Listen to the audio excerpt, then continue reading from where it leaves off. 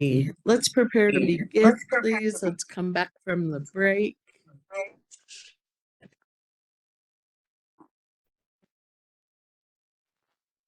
Good afternoon. My name is Felicia Orth. I'm a hearing officer appointed by the Water Quality Control Commission to conduct the hearing in case number WQCC 23-84. This is a water reuse rule. We have come to one of many parts of this hearing where we invite public comment. Just a couple of rules about public comment. I will ask you to spell your name. I will ask you to swear or affirm that you will tell the truth. And I will be timing the comments. Unfortunately, there are so many folks who want to offer public comment. I have to limit them to 3 minutes. Please collect your thoughts. I can only call on you once. If you have more to say than can fit in 3 minutes, please write up your comments and email them to M. Jones for contact information as part of the public notice. Anything you write will be given the same weight as what you said here. So I have, excuse me, 3 people in the room who indicated a desire to offer comment today, and about a dozen folks on the platform who indicated a desire to offer public comment. Know that this is the first of 10 opportunities we expect you will have. We do invite public comment twice every day. Today it's 1 in 5. Tomorrow, Wednesday, Thursday, Friday, as necessary, it will be at 9 and 1. So let me mention the first 3 folks in the room. I have Larry Pierce, J. Paul McWilliams, and Ray Allen Smith. Is Mr. Pierce here?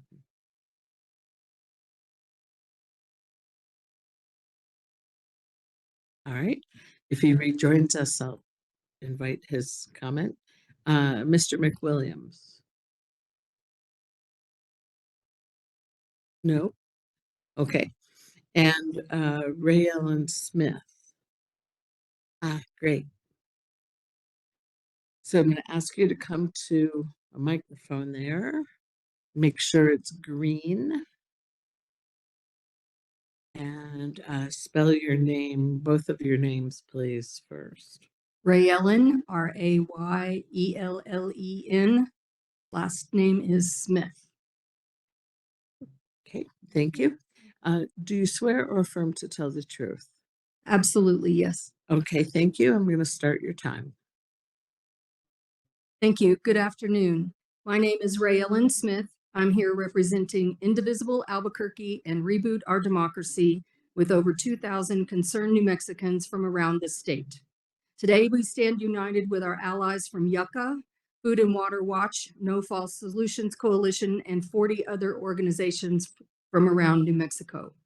We're here to present this petition, which I have in my bag and I'll grab, signed by over 1,000 New Mexicans urging the Water Quality Control Commission to amend the proposed wastewater reuse rule. This rule, as it stands, poses significant risk to our environment, land, water, and public health. The rule as it stands now is incomplete, ambiguous, and unclear. It lacks scientific standards to measure water quality, which are the most important part of the rule, and I'm baffled as to why we're here before you today without those standards. How can you, as commissioners, evaluate the quality of the rule without the very standards upon which the rule is built? Because of the lack of any definition of water quality standards, we, the public and concerned citizens, believe there is intent to occlude those standards and push this rule through without them. That leaves us very uneasy about demonstration projects and pilot projects as referenced in the rule. We know only 13% of the content in fracking waste is identifiable and are held as trade secrets. The rest are held as trade secrets, so we're not clear on how the standards can even be written. Additionally, the rule should include a provision demanding identification of all components of produced water, as is required by legislation in many other states. Further, it is the use of the term reuse in this rule, which gives way for produced water to be reused for agriculture, irrigation, potable water supplies, and aquifer recharge. Without these scientific standards to define how the water will be treated, we feel the risks are quite high for discharge permits to be granted that would allow untreated and poisonous water back to the farms, aquifers, and drinking water sources. Given our staffing shortages in our state agencies, including and especially at the New Mexico Environmental Department, we feel certain that testing, monitoring, and rule enforcement will be quite difficult. Finally, we all understand the need for this rule to provide a method of disposal of fracking waste sludge, since the current method of using injection wells causes earthquakes. We believe the profits from the oil and gas companies who benefit from this rule should pay all the costs for it. This should not be a bailout for multi-billion-dollar companies, and not one penny of New Mexico tax dollars should be used to pay for it. We call for an alternative rule that includes sound and industry testing scientific standards that clearly disallows any discharge of water not meeting those standards to ever see the ground, an aquifer, a green chili farm, or my kitchen faucet. Our communities cannot afford to be the testing grounds for unproven and unsafe practices. Thank you for your consideration. Thank you very much, Ms. Smith. Savannah Woods, you may be on the platform. Can you unmute yourself?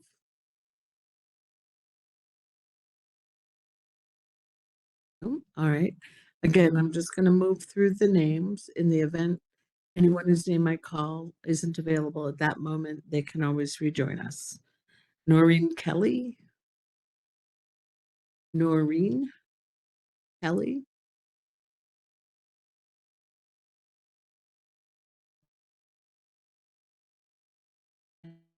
You can see. Okay. There's another representative of Indivisible Albuquerque, Edna. I have just a first name.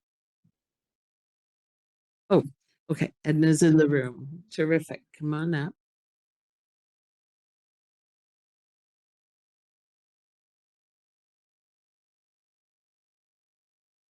If you would please spell your first and last name. Edna Lohman, Lohman. Thank you. Do you swear or affirm to tell the truth? Yes. Thank you. I'll start your 3 minutes now. Okay. I'm a retired environmental and resource economist from Purdue University for 30 years. So I'm fairly new to this area, but I'm learning. Others have addressed the impossibility of safe reuse of fracking waste. I want to address the faulty economics in the governor's strategic water supply plan. Governor Grissom has proposed a $500 million investment for advanced market commitments. This money is proposed to be advanced commitment to purchase commercially treated fracking waste. While this sounds novel and innovative, this finance method has so far been used to finance manufacturing only for vaccines, a situation with known manufacturing methods and a reliable market. Please note that such a secure market situation does not hold here. Treatment methods for produced safe water are yet to be developed, and the future buyers of such water are also uncertain. Furthermore, where and how the state would keep the volumes of reuse water to be stored and how to be transported is totally not unaddressed. So please note that the governor's plan has two purposes. First, solving the problem for the oil and gas industry, and in terms of disposing of waste, of increasing volumes, and second, increasing the supply of usable water. So the second point could perhaps be addressed in other ways. For example, in Israel, they use urban wastewaters for agricultural purposes. That's a lot easier treatment method than with fracking waste. So public investment is important for public goods or nonprofit kinds of goods, such as education and health, things where the commercial market for goods and services would not be providing them. Cleaning up for the oil and gas industry hardly seems like a public good. Instead, the industry should be regulated such that it would have to provide its own cleanup. There are now record profits for oil and gas. Why not let them use their own resources to develop waste handling methods, which of course would have to be approved? Note that the oil and gas development of fracking waste and treatment is already going on in Texas. The methods for providing incentives to industry for its own cleanup are well known: regulation, monitoring, and enforcement. At the same time as regulation, there is a need for better monitoring and enforcement here. My understanding is there are now frequent discharges of waste from fracking, but insufficient monitoring and enforcement. Let's put in for more funding for monitoring and enforcement. Thank you. If you would offer your written comment to the court reporter, it'll be part of the record. Okay, this one's all scratched up, so I can do it. Yes. Thank you very much, Ms. Smith and Ms. Lohman. Joey Smallwood. Is Joey Smallwood in the room or on the platform? No. Marlene Parrott, Sister Parrott? She is, okay.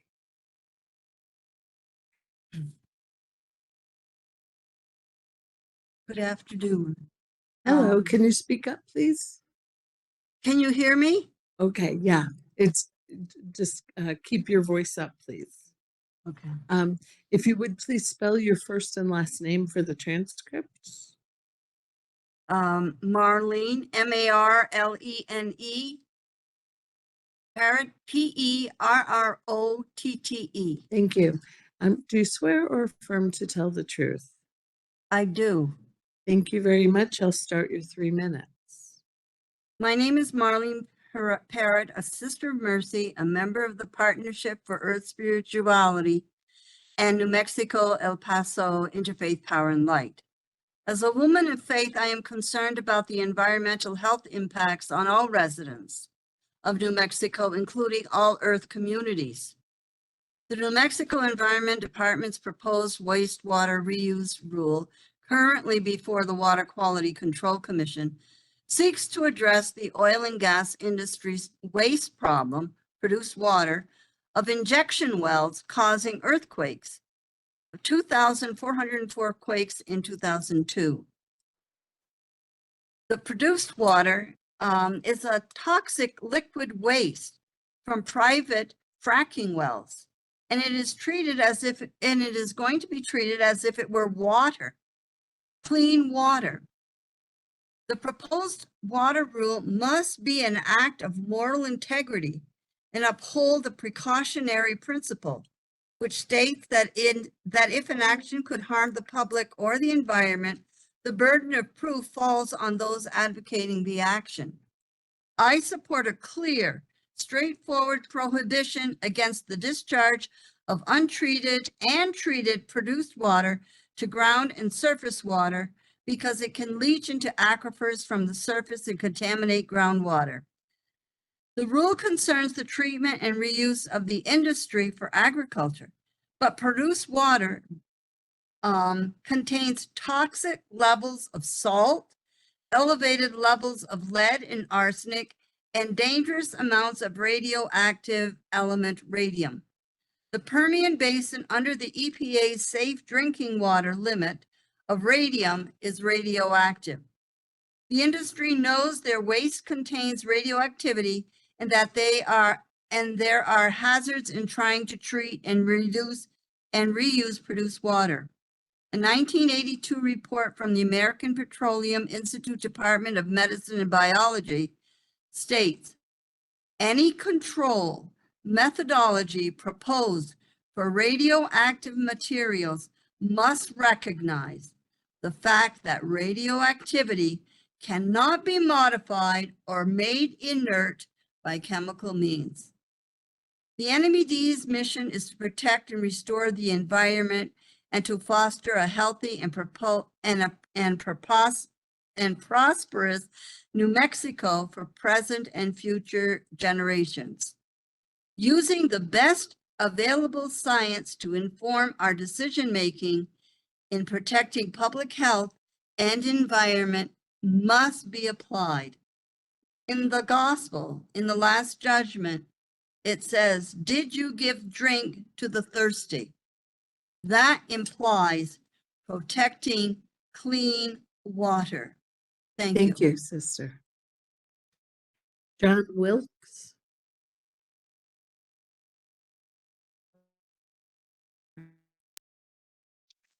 Yes, I'm ready to be sworn. All right. If you would spell your first and last name for the transcript, please. John, John, Wilkes, Wilks. Thank you. And do you swear or affirm to tell the truth? Yes, Thank you. I'll start your 3 minutes. I am John E. Wilkes III, speaking on behalf of the Veterans for Peace, Chapter 63, Albuquerque. Based upon a threat to the public health and the health of oilfield workers, we oppose any reuse of fracking solutions for any purpose. We support a rule that prohibits discharge of untreated or treated produced water into the ground or surface water.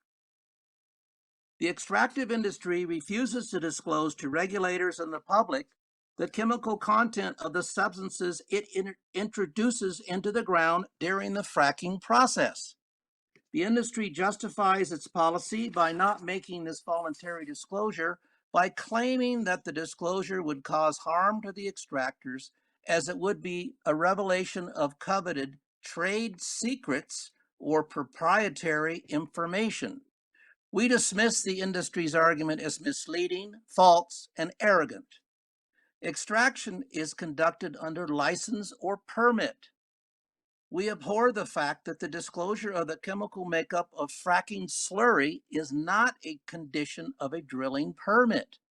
Nevertheless, we insist on knowing that of the 1,100 chemicals commonly used by drillers that have been introduced into the soil and the water into the state lands, the commons, or private property.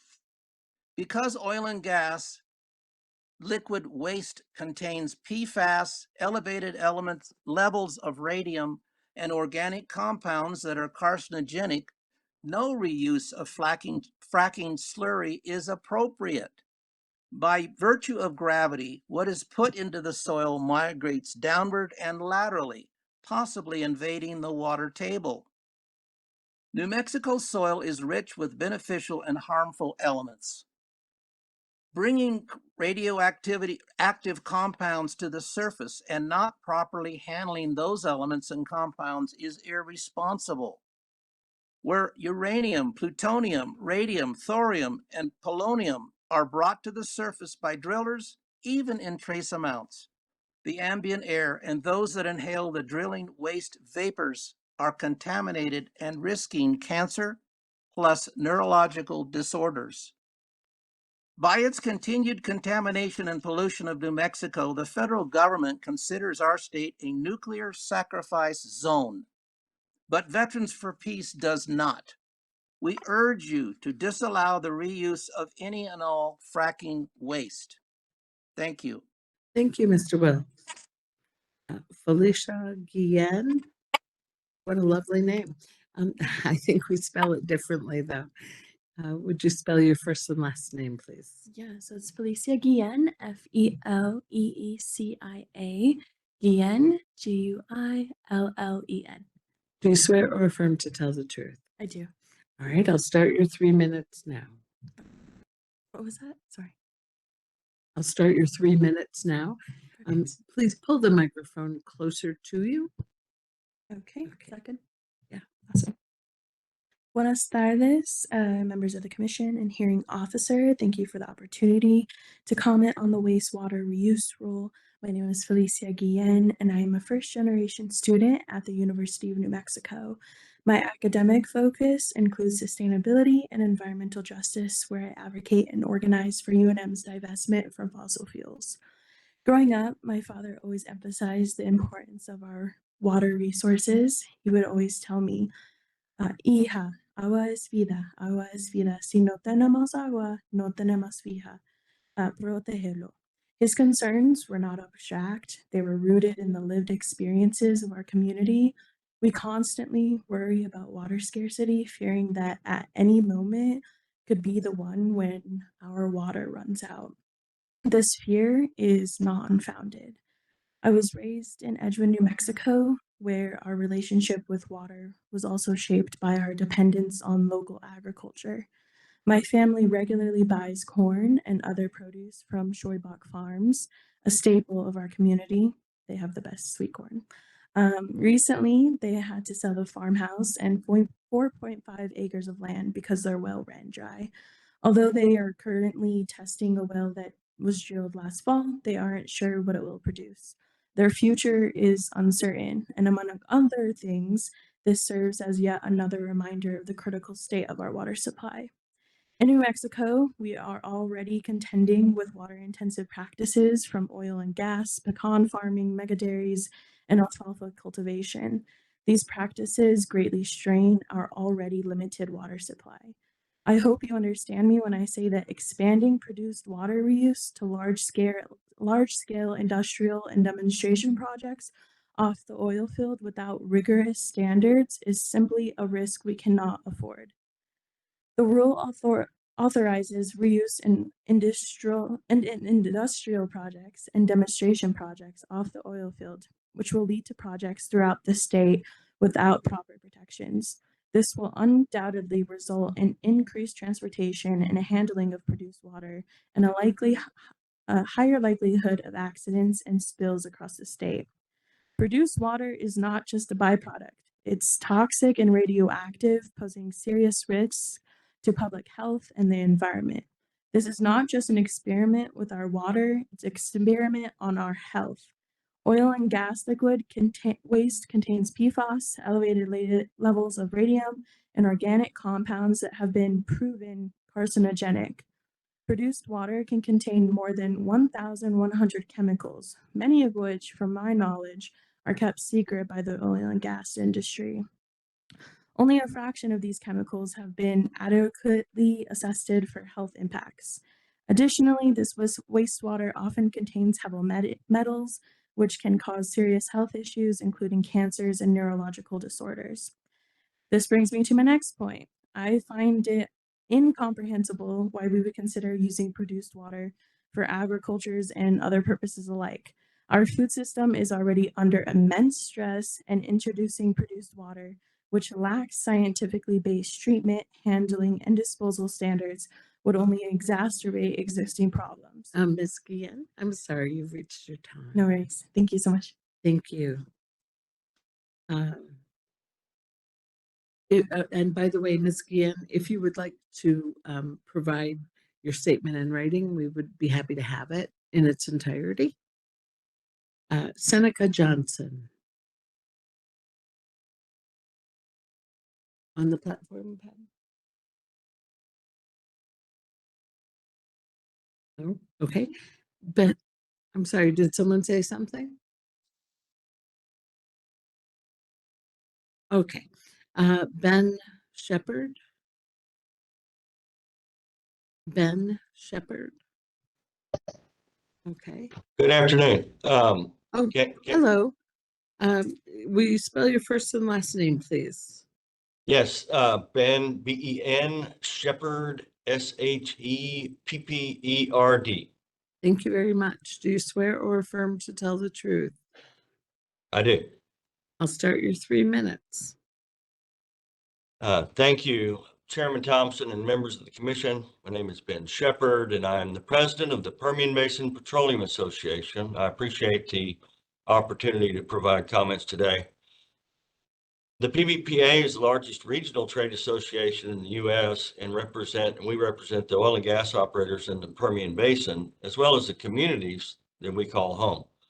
We advocate on behalf of these operators, large and small, to ensure the safe and responsible development of our natural resources in the Permian Basin region of New Mexico and Texas.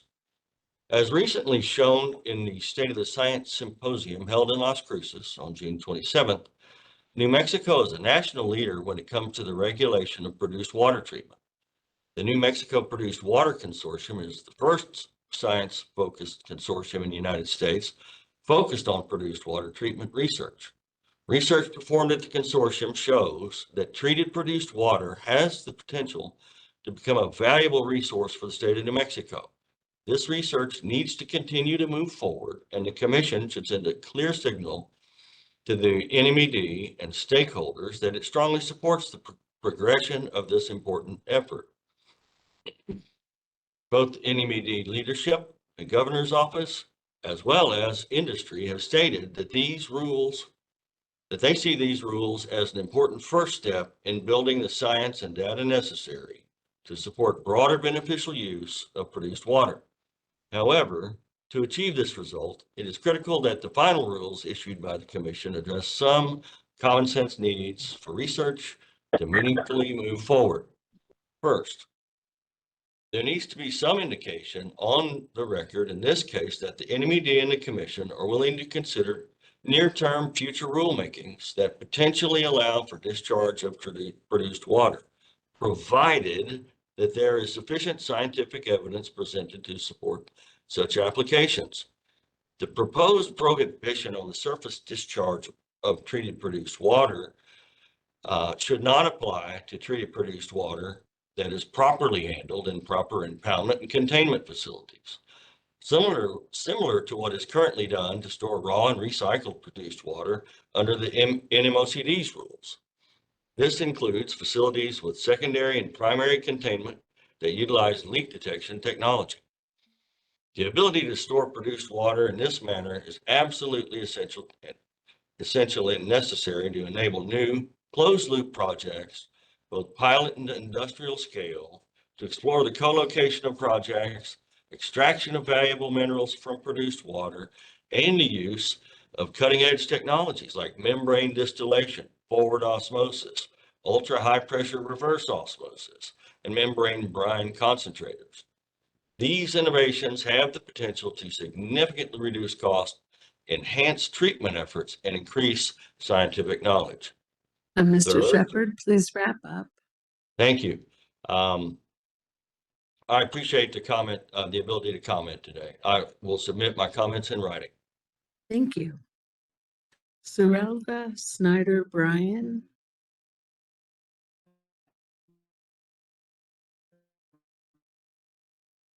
Oh, yeah. Ms. Bryan, can you hear me? Right, she may have stepped away. John Byram.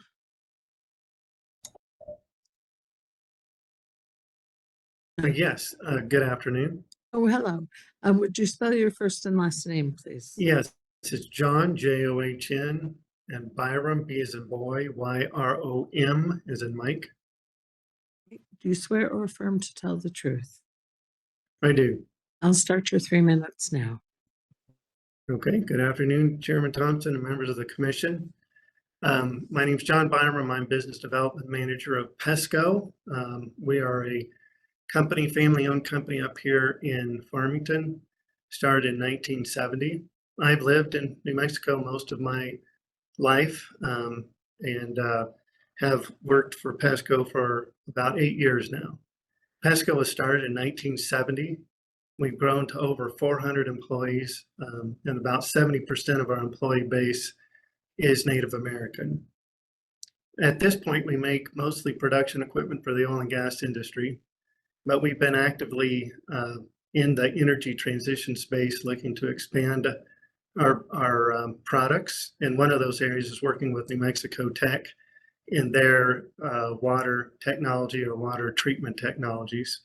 Another area is working with a startup out of Albuquerque on hydrogen generation. So these are a couple of examples of the new technologies we're involved in. I'm also a longtime member of Four Corners Economic Development, and I know how important it is to have access to water resources to grow our business and to add new business for the prosperity of the state. And this is very important in an area in the scarce, water scarce area of the Southwest. So hydrogen is just one example of the potential use of produced water. In the San Juan, there's plans to build large solar fields. That power could be used to generate hydrogen. Also, we have vast resources of methane, natural gas up here that also could be used to generate hydrogen. But either way, those are going to require water. And the use of produced water is a natural fit for that. And of course, there's other industrial applications that could be a benefit from produced water as well. New Mexico is a leader in developing technology, and we need to use that technology to solve problems in the state and develop our own jobs here and our own companies here rather than exporting that technology for the benefit of folks in other areas of the country. So I think it's important that we develop standards that protect the public, but then leave it up to the industry to meet those standards. Produced water is right now a waste. It could be a resource. So this decision that the commission will be making will set the course for our state for years to come. So I ask them to please support this economic opportunity for a brighter future for New Mexico. Thank you very much for this opportunity to give my comments. Thank you, Mr. Byram. Let me call on Ms. Snyder-Bryan one more time. Ms. Snyder-Bryan, can you hear me? Yes, I am. Oh, hello. If you would please spell your I entire start my name. video. Are you It's ready okay. for me? Thank you for your patience. Okay, if you would spell your name for the transcript. My name is Sorelda Snyder-Bryan, Cirrelda. Snyder with an I, Bryan with a Y. I live in Bernalillo County. All right. Do you Thank swear? you. Hold on one second. Do you swear or affirm to tell the truth? Yes, I do. All right. I'm going to start your 3 minutes now. And my 3 minutes start now. Yes. Thank you. I just had a phone call. Thank you, Water Quality Control Commission, for listening to my comment today. I'm glad to be a witness to this wider process to determine how to deal with the huge quantities of fracking wastewater that needs disposal. I appreciate how big your job is to protect citizens of New Mexico, in the state that offers the widest array of fuel minerals to be drilled, mined, or processed in our country. As a 50-year resident of either Bernalillo or Sandoval counties, I am a retired APS classroom teacher and environmental educator who created curriculum and taught about groundwater at the New Mexico Museum of Natural History and Science. I lend my voice to the throng saying no to the reuse of fracked wastewater. I am concerned for the health of all of us who live in New Mexico, all wildlife, farmers, dairy and meat producers included. In my own learning about groundwater, I have attended various presentations by hydrologists. One, Bruce Thompson, who's on the commission, presented about use of brackish waters, saline water deposits, rainwater, and fracked water. Another, Norm Gaum, has presented numerous times to the Middle Rio Grande water advocates.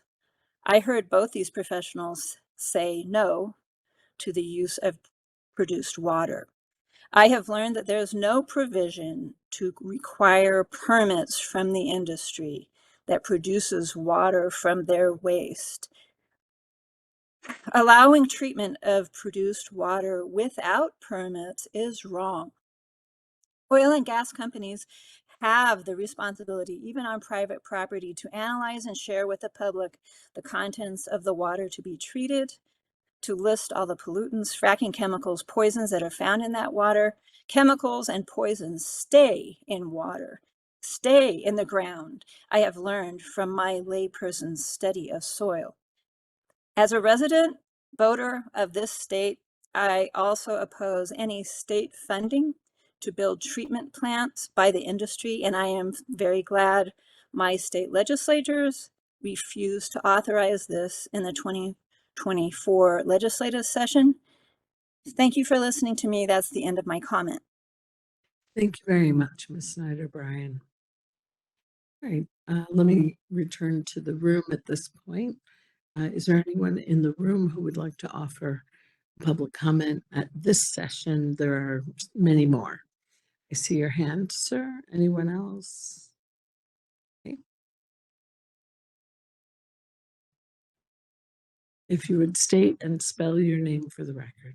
My name is Colton Dean, Coltondean. And do you swear or affirm to tell the truth? I swear. Thank you. I'll start your 3 minutes now. Well, thank you for the opportunity to offer my comments. Today I'm speaking on behalf of the Adelante Progressive Caucus, of which I'm currently the chair of. We all drove here today, and hopefully we all showered this morning. So we have a conundrum. We need both oil and water forever. People need water, and this economy needs oil. However, we live in a landlocked high desert state where ironically oil is more valuable than our water. But we must remember that water is the most valuable resource. Without water, New Mexico turns into the Sahara. We take our oil for granted and we take our water for granted, if not our water more so, since we use it to extract oil. What is the solution when we need both? While oil companies have rightfully earned the public's mistrust with countless environmental disasters, they are in the best position to rebuild that trust. They have us by the tailpipe and by the wallet, but they also have the engineers, the capital, and the energy resources to develop technology to properly clean their fracked water.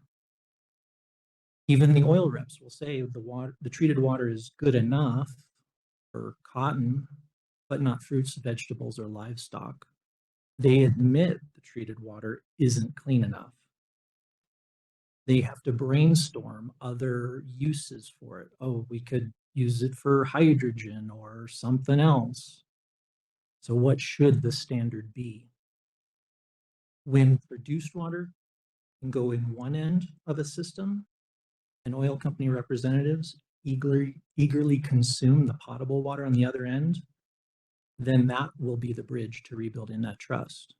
And I think that should be the standard, is potable water that could be used anywhere for anyone at any time. Thank you.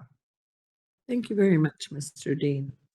Now let me ask back on the platform, is there anyone on the platform who has not yet offered public comment who would like to do so at this time?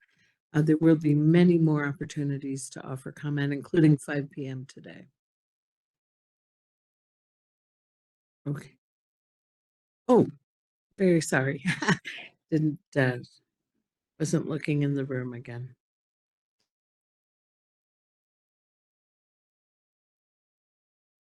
Hello, if you would state and spell your full name for the transcript. My name is Susan Timmons. I'm loud. SUSANTIMMONS. Do you swear or affirm to tell the truth? Absolutely. Thank you. I'll start your 3 minutes. I'm a nurse. I relocated from New Jersey 18 years ago. And I worked in oncology. Okay. I worked in oncology, and which is cancer. And if anybody knows that, I'm concerned about the health of people in such an extreme manner that I've been protesting all kinds of things, but this is the most horrendous I've seen yet. But you're going to put polluted water onto crops. I come from New Jersey, where corruption is not unusual, and where there are cancer clusters all over New Jersey because people are having lead poisoning, mercury poisoning, sick from hydrocarbons. We are, and there's nothing you can do about it there because it's always going to be corrupt, apparently, in New Jersey.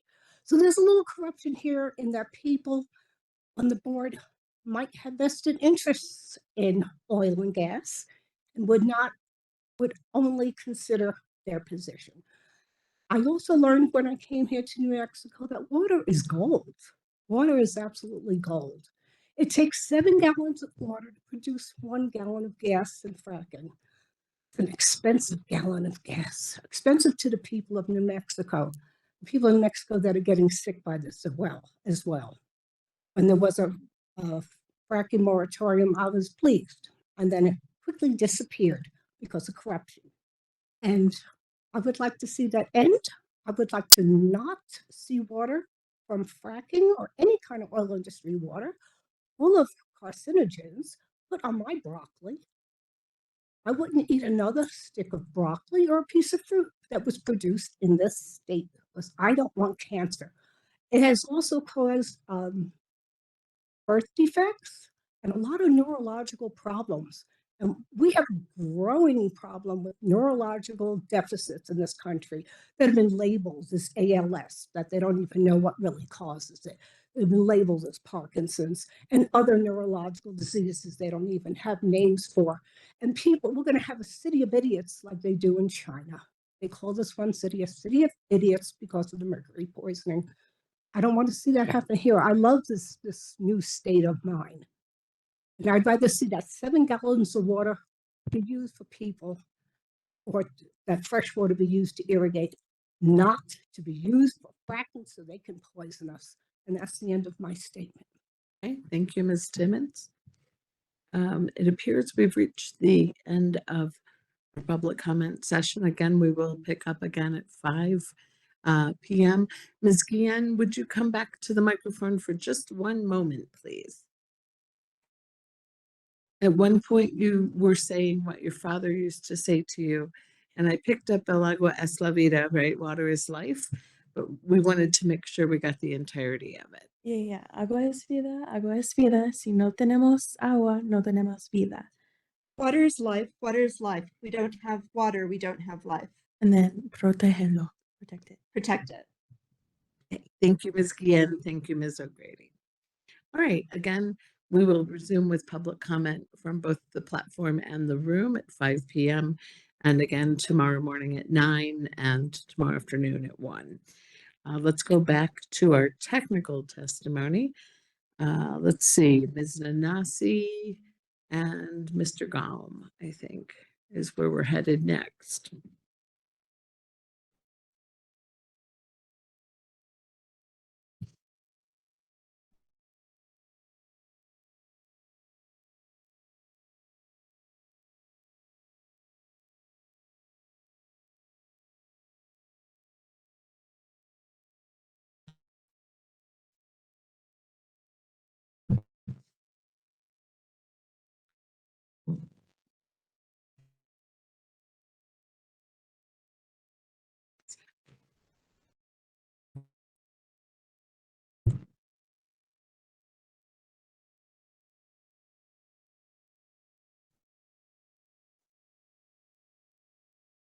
Mr. Gom, would you state and spell your name for the transcript, please?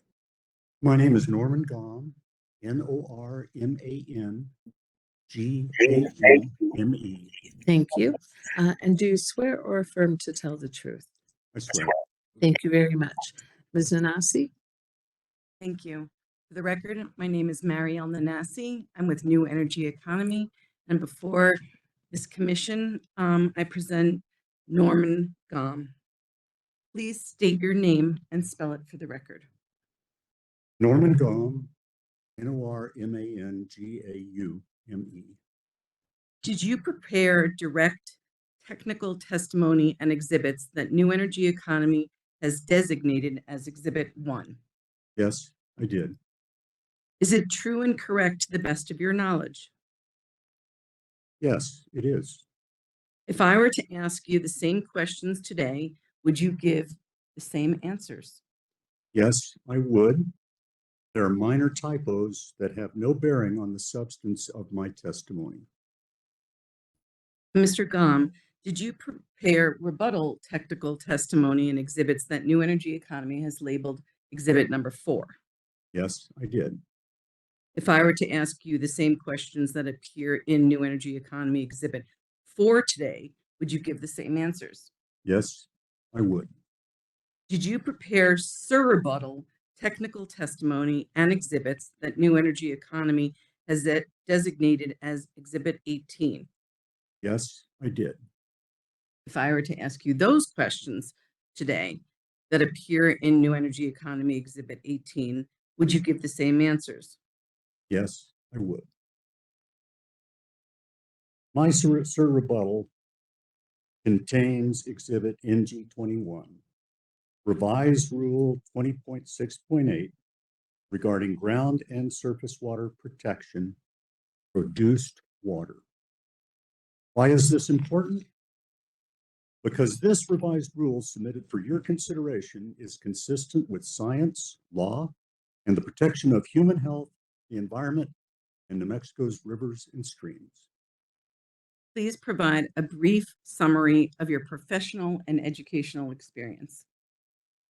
I'm a product of water workforce development, of a water workforce development program for implementation of the 1972 Clean Water Act, sponsored by the U.S. Environmental Protection Agency at New Mexico State University in the 1970s. I earned a Master of Science degree in Civil Engineering after completing a Bachelor of Science degree in Electrical Engineering. I began my New Mexico water engineering career in 1978. All my New Mexico employment has required professional engineering licensure. After 2 years as a supervisory technical maintenance engineer, I was promoted to be manager of Albuquerque's wastewater treatment plants and was responsible for the 1972 Clean Water Act, NPDES, permit compliance and reporting. Later, as technical services manager for the Albuquerque drinking water utility, I was responsible for the city's compliance with the 1974 Safe Drinking Water Act. I served as the city's water resources manager from 1990 to 1997, where, after developing scientific research and data, I led the process to formal adoption and funding of an adaptive strategy for water sustainability. I also co-led the preparation and city-county adoption of the Albuquerque-Bernalillo County Groundwater Protection Policy and Action Plan, which remains in force today. My top assigned priority as director of the New Mexico Interstate Stream Commission, 1997 to 2002, was to find a permanent solution to New Mexico's Pecos River Compact compliance with the United States Supreme Court decree. The successful solution is codified at 72-1-2.4, passed in 2002. From 2003 to 2006, I worked under contract with the New Mexico Office of the State Engineer or its counsel to conceive, plan, and draft complex regulations for the Active Water Resources Management Program, codified at 19.25.13 in MAC, parts 1 through 50. My qualifications are fully explained in Exhibit NG1. Can you please provide an overview of your testimony? In my expert opinion, the Water Quality Control Commission should deny the petitioner's proposed Part 8 because it is riddled with loopholes, contains no scientific standards to protect public health, and will allow demonstration and industrial projects for off-oil field waste reuse to proliferate without adequate oversight. Unequivocally, I agree with the Environment Department's intention to prohibit produced water discharge and deny state certification of federal permits that allow discharge. I am dismayed with and oppose authorization of demonstration and industrial projects in the Environment Department's water reuse rule. This is the most important aspect of my testimony. The Environment Department has admitted that there are no peer-reviewed scientific studies to undergird the allowance of the inevitable discharge of treated or untreated produced water due to unpermitted reuse off the oil field. Forbidding discharge, but allowing reuse without permits or regulations as the law requires, is not only logically inconsistent, it threatens public health and welfare and the environment. Adequate ground and surface water quality regulations to protect the public health of New Mexicans and our environment require no discharge or reuse of treated or untreated fluid, oil, and gas waste, without exception, unless and until the scientific research and feasibility assessments described in the professional peer-reviewed expert report entitled Groundwater Protection Council Produced Water Report, Current Practices and Research Needs. Regulations, current practices and research needs, until that report's protocols have been followed. This report, which is included in my direct testimony as exhibit in G4, is crucial. The Environment Department and the consortium committed in 2019, and again in 2021, and again in 2022 to be guided by this framework going forward. Mike Hightower said the consortium would use this framework. The Environment Department continues to insist, but the consortium continues to ignore the logical, well-crafted protocols in the report's Module 3. The Groundwater Protection Council is a national group of state water quality protection regulators, like the Environment Department and the Oil Conservation Division's Class II disposal well regulators. The Groundwater Protection Council in 2019 published its rigorous framework for the orderly planned creation of science-based evidence for a particular case, such as off-oil field reuse of Permian Basin produced water. It was written to inform produced water regulators that protect human health and the environment.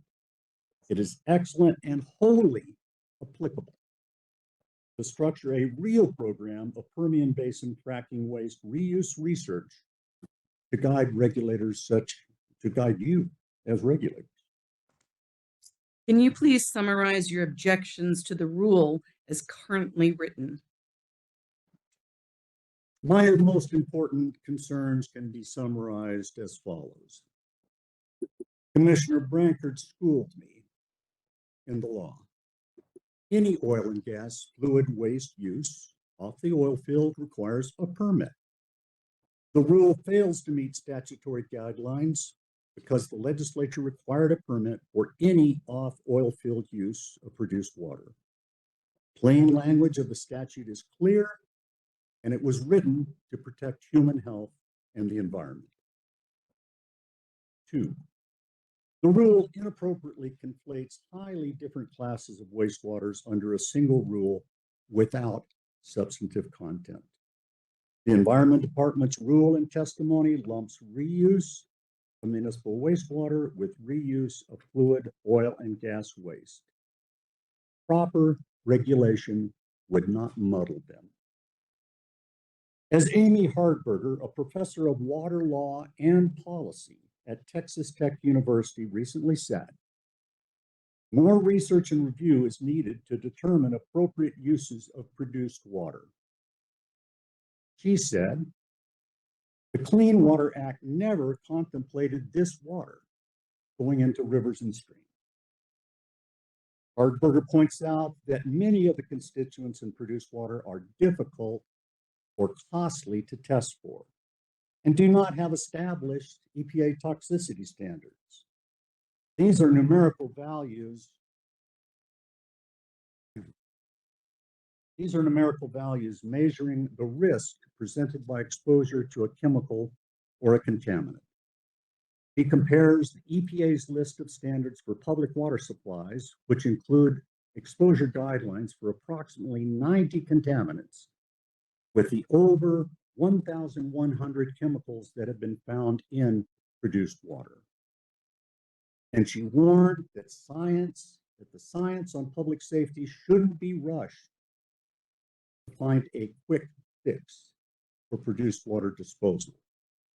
What's driving the train on this is not water shortage and the potential of an additional water supply, she said. What is really driving the change is that they're running out of disposal opportunities. Hello. That was a quotation. I share her assessment, and I believe this is what the evidence demonstrates. 3, the Water Quality Act requires that we cannot short-circuit scientific research and data that meets the standards of science by allowing disposal through reuse through demonstration projects or industrial projects. The Environment Department has already testified that the closed-loop demonstration projects or industrial projects will inevitably discharge. Therefore, this department admission means the Water Quality Control Commission must deny all reuse and handling off the oil field. If there is no science and no scientific standards that undergird the Environment Department's proposed regulation, the Water Quality Control Commission must not authorize the use or reuse. What's your position about NMED's testimony?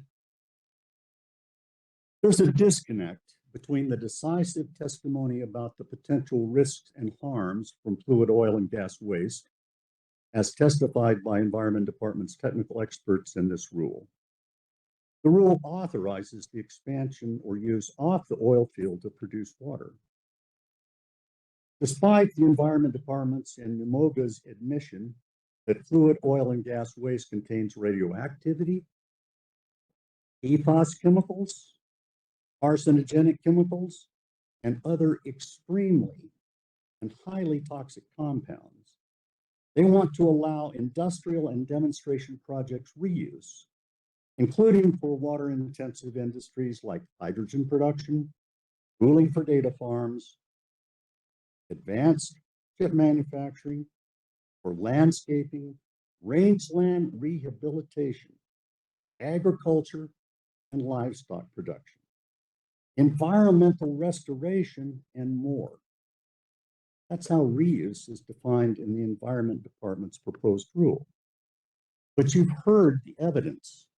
There is no known treatment at scale that addresses this level of combinations of dangerous toxicity. You, the Water Quality Control Commission regulators, are the protectors, the regulators. You stand in between public health and safety of New Mexico and protection of the environment and the oil and gas burgeoning waste problem. The oceans of waste oil and gas is creating, 4 million barrels a day, is their problem. You cannot allow them to dispose of it by spreading this toxic stuff all over New Mexico without the science to say it's safe. And it is not. It is my professional opinion that proposed Rule 20.6.8, as set forth in the Environment Department's amended petition, could cause irreparable harm to New Mexicans' public health, safety, and welfare, including potentially fatal radiation exposures to treatment plant workers and the risk of public exposure to highly toxic fracking additives and carcinogenic oil and gas compounds that the Environment Department's technical experts testified about. My SIR rebuttal, which is New Energy Economy Exhibit 18, contains my Exhibit 21, our proposed rule, which is necessary to protect human health, animal, and environmental risks. It prohibits discharge, prohibits state and federal permitting regarding discharge and reuse, prohibits use, and only authorizes those pilot projects and laboratory scale projects that pass regulatory muster. And that means during the permitting process, for pilot projects and laboratory scale projects, after careful review, and only if the regulatory body determines that the benefits of research outweigh the risks, can the Environment Department issue such a research permit. Is there anything else that you would like to say? You've heard plenty of evidence that the fracking waste is highly toxic, carcinogenic, and causes severe negative health impacts like birth and genetic defects. When this so-called water reuse rule results in produced water reuse, and it will, if the Water Quality Control Commission fails to prohibit the discharge and reuse of liquid oil and gas waste, then New Mexicans will experience irreparable harm. Why do we propose such a rule? This is the most critical aspect of my testimony. And with all due respect, I know you have so much to read, but please read my rebuttal and our proposed revised rule, which is consistent with the law and common sense protections for our health and welfare. I have grandchildren, like many of you. Madam Hearing Officer, on behalf of New Energy Economy, I move admission of Exhibit 1, Exhibit 4, and Exhibit 18, respectively, the technical direct, rebuttal, and surrebuttal testimony of Mr. Norman Gom, and I tender him for cross-examination. All right, thank you. Are there objections from any party as to the admission of the exhibits? Madam Hearing Examiner, I would come over here. I'm just Jeff Wexler on behalf of NMOGA. I'm just hoping you'll clarify the rules for surrebuttal. It's not covered by the pre-hearing order, and we've heard some discussion about surrebuttal. I mean, typically the rule in state district courts and federal courts is that surrebuttal is only allowed if it's something that could not reasonably be anticipated. I'm wondering if that's the standard that applies or if we're going to allow surrebuttal more generally. I just need to understand the rules. All right. So my general feeling about surrebuttal is that it needs to be, I wouldn't hold it to such a strict standard that it could not possibly have been anticipated, but rather that it's genuine surrebuttal. That is to say that it is genuinely offered in rebuttal to rebuttal, right? To rebut something on rebuttal. Does that also include statements that were made as part of the hearing in the cross-examination process? Yes. Understood. With that, I have no objection. Thank you. All right, thank you. Other objections from any party? Any exhibits 1, 4, and 18? No, and thank you, they're admitted. And let's start with the commissioners. I'm going to start with the commissioner on the platform. Commissioner Rosatos, do you have questions of Mr. Gom?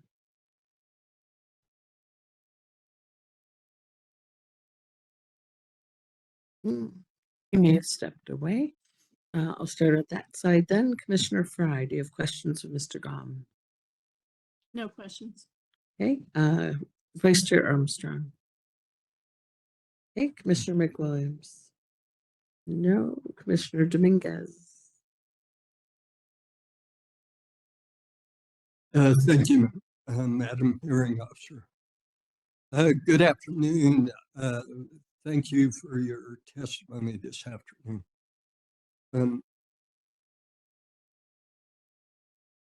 going to paraphrase some of your testimony to make it a little more concise, and maybe you can help me understand how the commission will get to the point that it needs to be. So you basically indicated that demonstration projects should not be authorized because there's no standards for the produced water as it currently is. Is that a fair assessment? Thank you, Commissioner, Madam Hearing Officer, Commissioner Dominguez. Thank you for that question, and I hope I can clarify that for you. Industrial projects, as defined in the Environment Department's rule, are a reuse, and they're not governed by anything but a notice of intent. Demonstration projects are defined to only include pilot projects, but the way pilot projects are defined, a pilot project could be a full-scale facility, like the waste isolation pilot plant. And so those uses are totally inappropriate before the science is available to regulate them.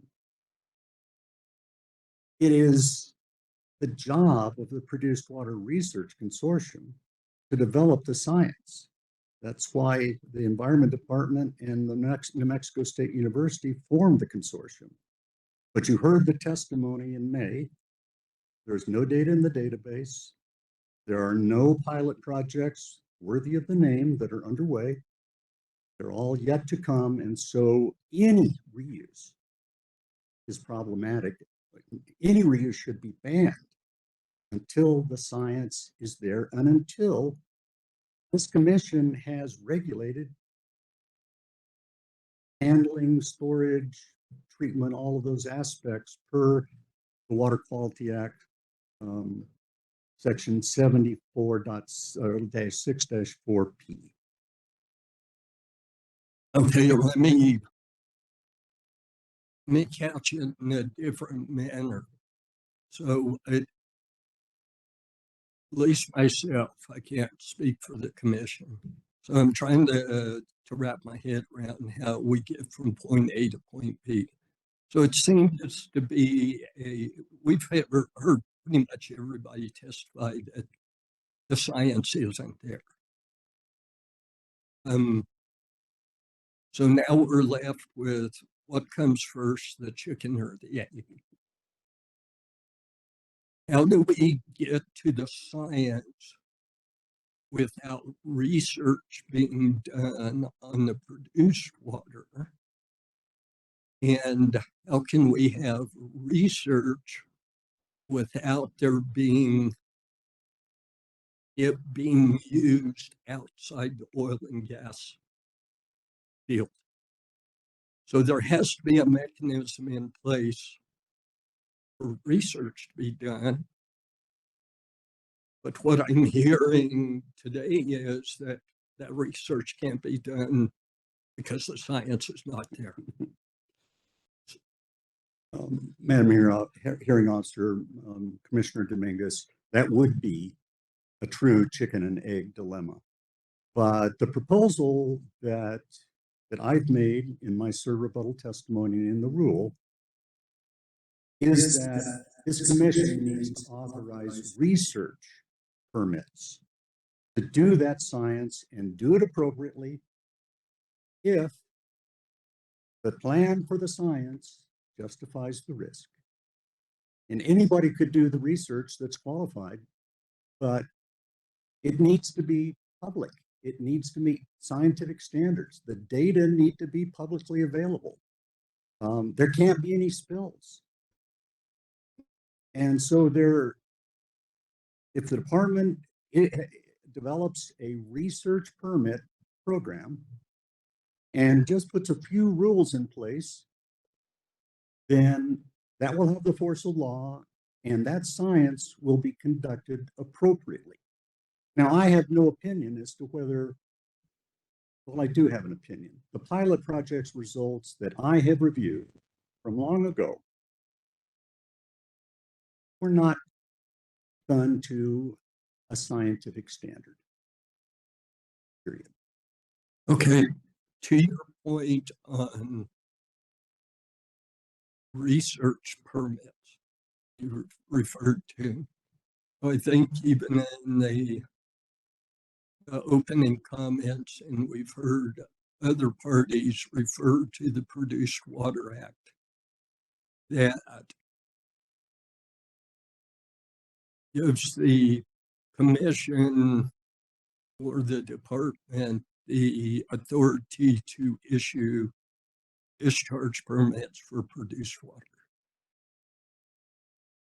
Does the Produced Water Act give this commission the authority to issue research projects in lieu of discharge permits?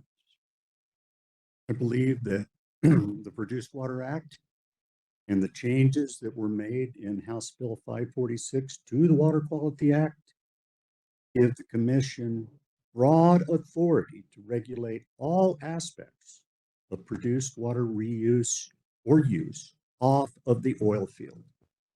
If it's in the oil field, it's under the jurisdiction of the Oil Conservation Division. If the test is done on a disposal well pad or right next to it, there's not much risk to that compared to the thousands and thousands of spills that have occurred in the Permian Basin. But bringing that waste outside of the oil patch to do research requires you to regulate it.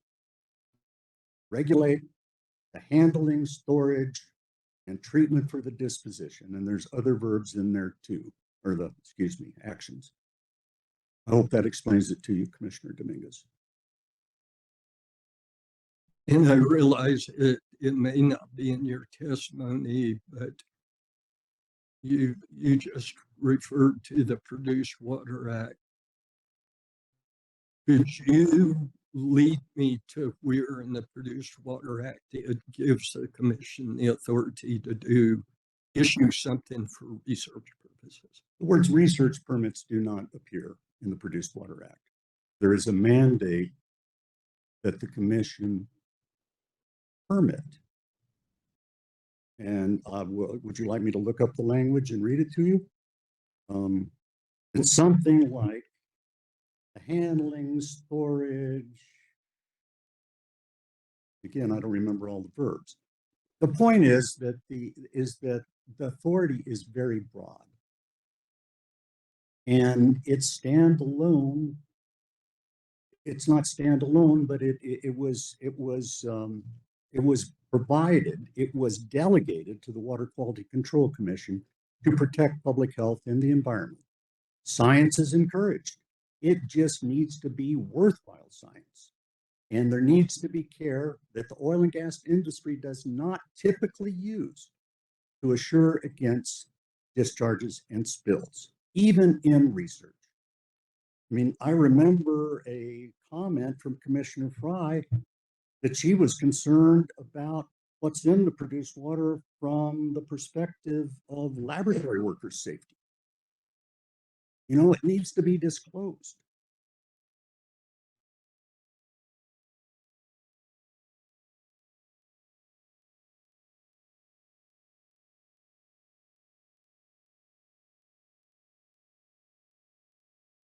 Thank you, Mr. Gum. I appreciate your comments. I'm not for sure that you've given me what would help me wrap my head around it, but Madam Hearing Officer, as to not drag things out for multiple weeks on end, I'll stop at that point.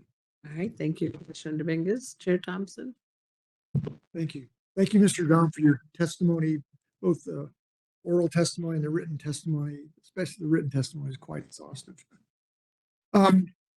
You and other witnesses have brought up the statement that over 1,100 compounds have been detected in produced water. How many compounds, do you know how many compounds have been detected in produced water from New Mexico? Mr. Chairman, that is an excellent question. I was a member of the New Mexico Produced Water Research Consortium's Technical Research Steering Committee when it was formed. And I determined that their process was not scientific They organized, you asked me how many. What I'm saying is the Produced Water Research Consortium over 5 years should have had that list out and published by now, but they have not. I understand that maybe 400 have been detected, but I have not seen that data. The New Energy Economy submitted a motion to request testimony of Page-You. I suspect you probably were not part of it. Were you part of that motion? Mr. Chairman, I was not. That motion included a paper by the research group at New Mexico State. It's a referee journal article. It's reports on a very exhaustive analytical study to determine what compounds, and it was, in my opinion, a very impressive piece of work. And they had detected something about 200, I don't remember the numbers, 220 or something like that compounds, nowhere near 1,100. So the continued statement that 1,100 compounds could be in it is not based on New Mexico data. Let me follow it up. How many compounds might there be in municipal wastewater? More than or less than 1,100? Oh, I suspect that there are lots of compounds. There's a difference, though. There's a huge difference. Municipal wastewater is very well understood. There's a huge body of data behind, for example, the BOD test that allows it to substitute for individual analyses. Where is the huge body of data from the Produced Water Research Consortium that lists the contaminants we need to be concerned about? We heard testimony that from Mr. Hightower that it's easy to get the quantity information of produced water out of operators, but operators consider the quality of their produced water to be a trade secret, a proprietary to their business. They have the data, they have the knowledge, let them put it forward instead of talking about what really are unknown unknowns. So you talked about the reporting, and I assume you're talking about the chemicals they use for fracking? I'm talking about that. I'm talking about the transformation products that they discover after they do, bench scale tests that weren't there before. I'm talking about a complete characterization of produced water, which certainly the industry has, but you do not, and neither does the public. Can't challenge that. But then we cut to the chase, and it really, does it matter what is in the source water? I mean, the regulations that we have at present deal with the regulations of the water that is being used, whether it's irrigation, potable water, or industrial use. So does the source, the poor characterization of the source, as you believe it is poorly characterized, is that as important as what the criteria for the water when it is finally used? I think that they're equally important. If you don't have a characterization of a waste, I have training, you have much more than I. As a water and wastewater engineer, you have to know what's in a waste to treat it, or you have to have done previously enough research that you know that if you measure if you do one particular test, it covers a range of contaminants. But that research is not done, or if it is, it's not public. So I don't know what. Yes, the source matters, Mr. Chairman. I forgot your question. The source very much matters. So Chem Abstracts lists, I don't know, somewhere between 500,000 and 1 million different compounds. And in the Safe Drinking Water Act, we regulate about 100, and there's another couple hundred that are required to be reported, like PFAS compounds. Are you suggesting that there are other constituents in treated wastewater that we should be analyzing for?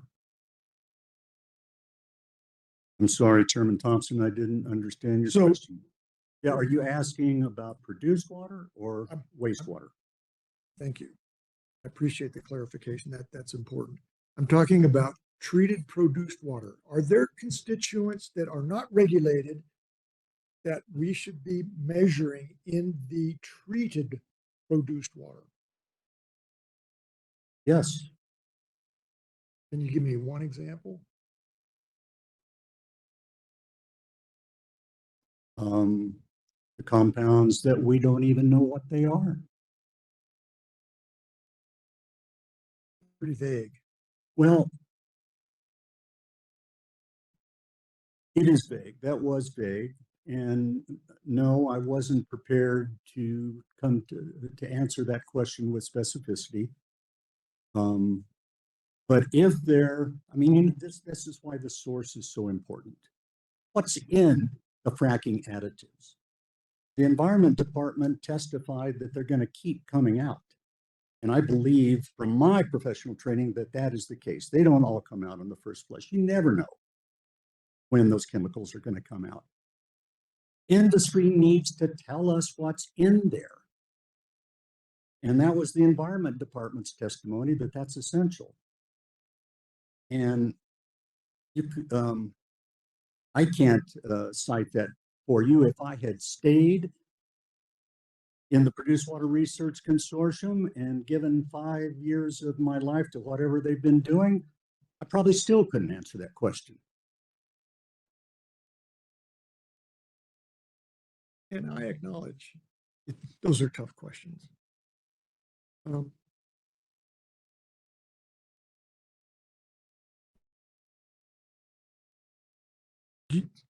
So there has been a lot of concern about the chemicals that are added during the fracking process.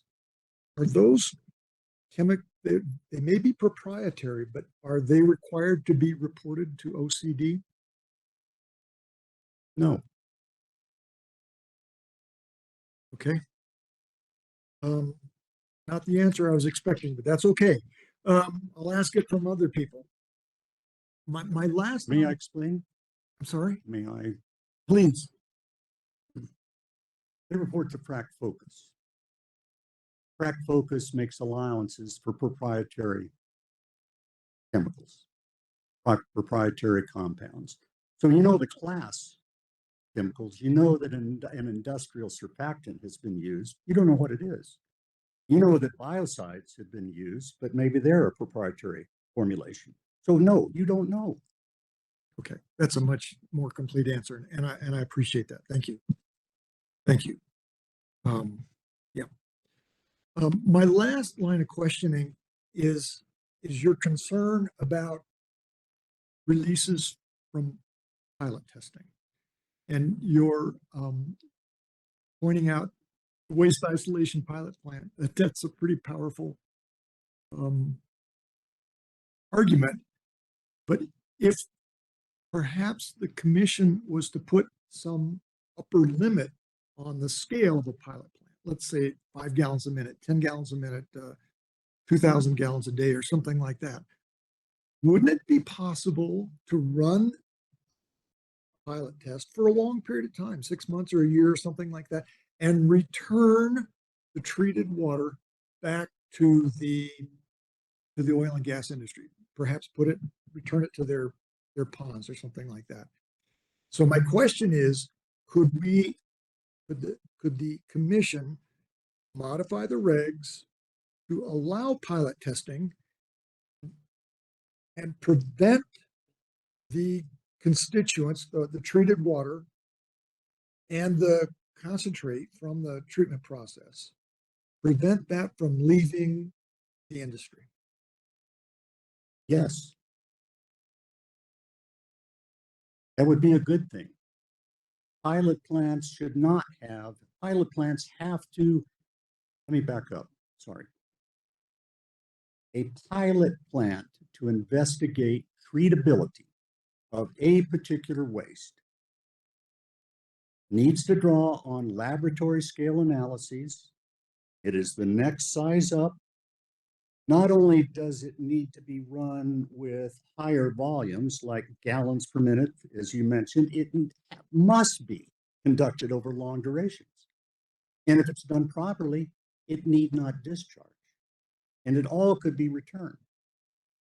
But you can't say to the oil and gas industry, we trust you, because they have shown that they can't be trusted to contain their waste in their pipes, in their storage tanks, in their pits, their trucks. Everything leaks.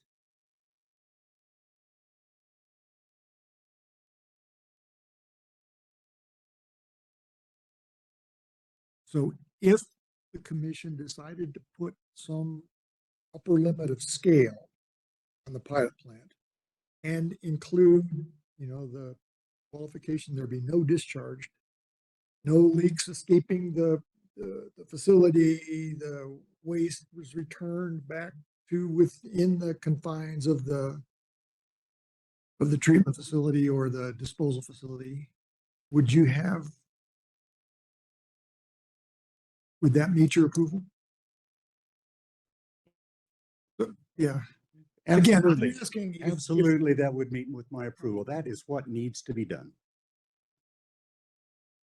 There needs to be permit to go with that.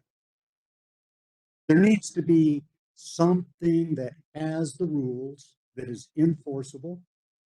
You've heard the environment testify that if they allow these, they have no capacity to act on anything other than a whistleblower or a citizen complaint.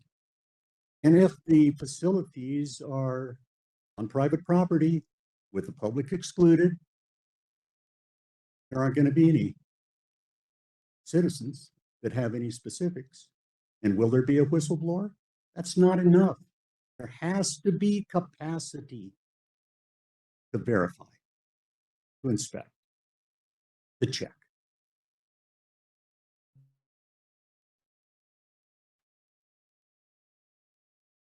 Thank you. Appreciate it. Thank you, Okay. Mr. Chairman. Thank you, Mr. Chair. Commissioner Bayless. All right, thank you. Commissioner Brinkard. Thank you. Thank you, Mr. Goff. Thank you for your brief discussion of your written testimony. I appreciate that.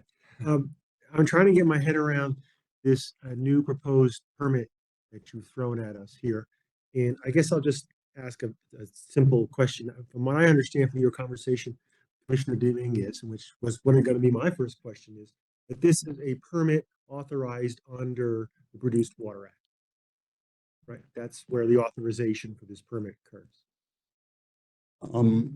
Mr. Brankard, I would say that the authorization is in both the Produced Water Act, which is only 5 sections, and I think we're talking 70-13-4D.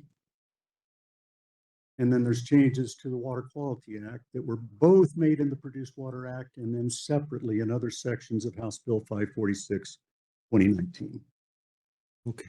All right. So in looking at your rule, if I am a next door neighbor to a pilot project, A, how would I get notice of a permit application? And B, if I was not happy with that permit, how would I appeal it? Madam Hearing Officer, Commissioner Brankard, I think that is up to the Water Quality Control Commission to decide in writing the rules for getting such a permit. So you will give us this permit concept, and then we're going to have to expand it to cover all the procedural requirements, appeal requirements, etc. Mr. Brankard, I believe that's your job.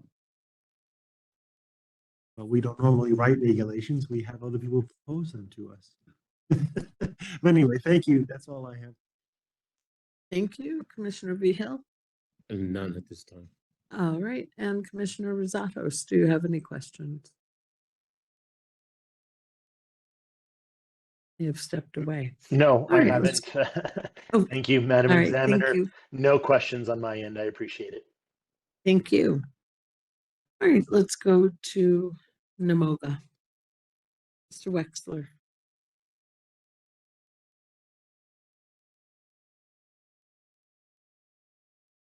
Oh, you know what? Actually, I'm sorry. We started at 1. I'm thinking maybe a short break would be good. Yes? All right. Let's take 15 minutes.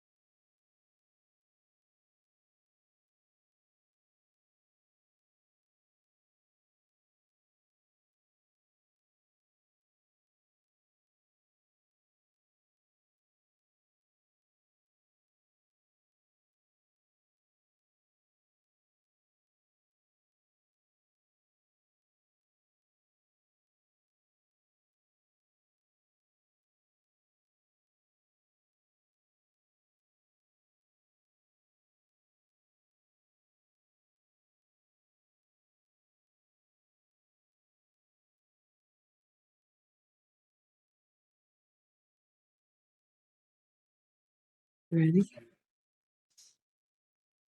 Stand by. Okay. Let's come back from the break, please. Um, Mr. Wexler, my apologies. I have a request. Please stay where you are. I have a request from a commissioner to loop back to commission questions. Commissioner Fry. Okay, thank you. So you brought up BOD testing for wastewater. I think it was Mr. Hightower, Dr. Hightower, sorry, and possibly Namoga. I don't quite remember all the parties that brought up the wet testing for produced water. What is your opinion of that? Madam Hearing Officer, Commissioner Fry, I'm not an expert in wet effluent testing. When I was manager of the Albuquerque wastewater treatment plants, we had to do wet effluent testing as part of our compliance with our NPDES permit.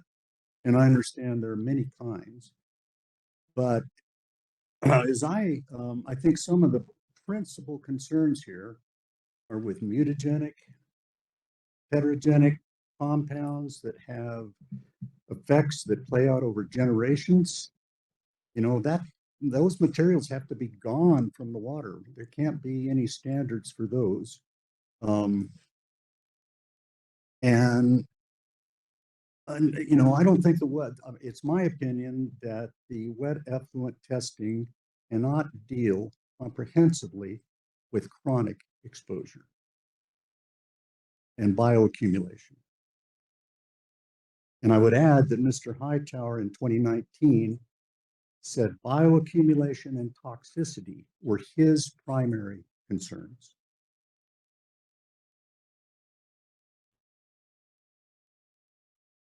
Okay, and then this idea of a research permit, I guess something that came to mind, we were just discussing, what's the difference between a research permit and a regular permit? What is the cost? How do researchers at universities handle that cost? So I'm trying to wrap my brain around that concept. You know, can you think of some instances where it's been done successfully? Commissioner Fry, I do not know of instances where a research permit for produced water has been required. I think we're at the forefront of things. This waste is so different and so complex and so toxic, you know, that the rules for other kinds of waste may not apply here. My opinion that they don't.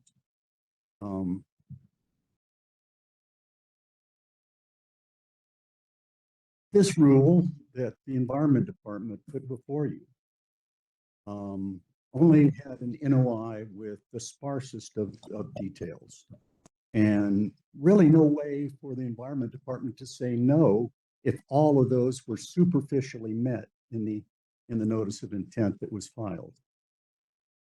A permit application would be more rigorous. It would need to be designed. You don't see the permits in the rules. You know, they're developed subsequently by staff. I know that staff has tremendous capacity constraints because they've not been funded. But that should not short circuit the requirement for the research to inform the regulators. I would add one other point. The independent review committee that the NMED and NMSU Board of Regents agreement signed November 10th, 2022, calls for rigorous research. It calls for standards to be followed. And it says that, I'm sorry, I think I just misspoke. Let me back up. What that report says is that the oil and gas industry has all the expertise needed to develop the treatment processes, that it's the consortium's job to show that reuse is safe. And when they do their job to show that research is safe, you will have the information you need to develop the standards and the regulation from those standards. In the meantime, you can make up a research permit. Again, where else has this been done? To say that if you're going to take this toxic stuff off the oil field or a pilot plant or any other research, there needs to be a valid research purpose to justify the risk. And it needs to be permitted, so it's a legal requirement, not just a paper requirement. So when I asked, thank you, when I asked about the research permits, I was talking more generally. When can you give an example of when a research permit has been given, not just in produced water? I can't, because I think this is, I mean, where else have we encountered an extremely high volume, extremely complex, extremely hazardous waste that needs to be researched? Well, and not only research, but research for discharge and reuse. I mean, it's a whole different game than anything else I'm aware of that's ever been done in New Mexico or the United States with regard to a really complex waste. You know, usually it's waste treatment for discharge to a river or something. That's the standard. Treatment of a hazardous waste for reuse is a brand new concept. And so the research permit just needs to provide the basics. So as I said before, the benefits outweigh the risk. Does a laboratory need a research permit? Well, you mentioned, I mean, laboratory waste goes down sinks all the time. And, you know, I don't know what processes are used in laboratories now. I don't know how researchers protect themselves. But the permit should show that the research is being done for a particular purpose in a laboratory that is suitable for this kind of research, and that they know the constraints of disposal of the residuals from the research. So just to make sure I understand you correctly, you're saying you don't know of any instance where there's been a research permit. I said that. I also said I'm unaware of another circumstance like this in history. Thank you. Thank you, Madam Hearing Officer. All right, thank you, Commissioner Fry. Anyone else on the dais? No? All right, Mr. Wexler. Thank you. Good afternoon, Mr. Gum. Good afternoon, Mr.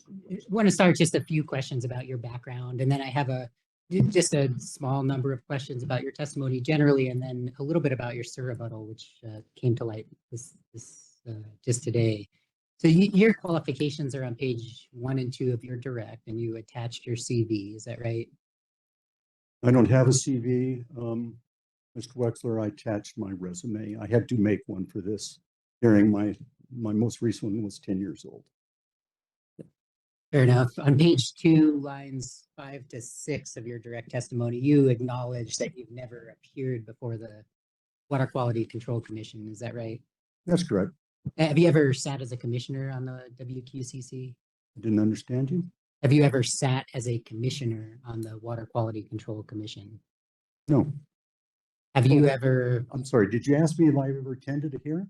No, if you were a commissioner ever. No.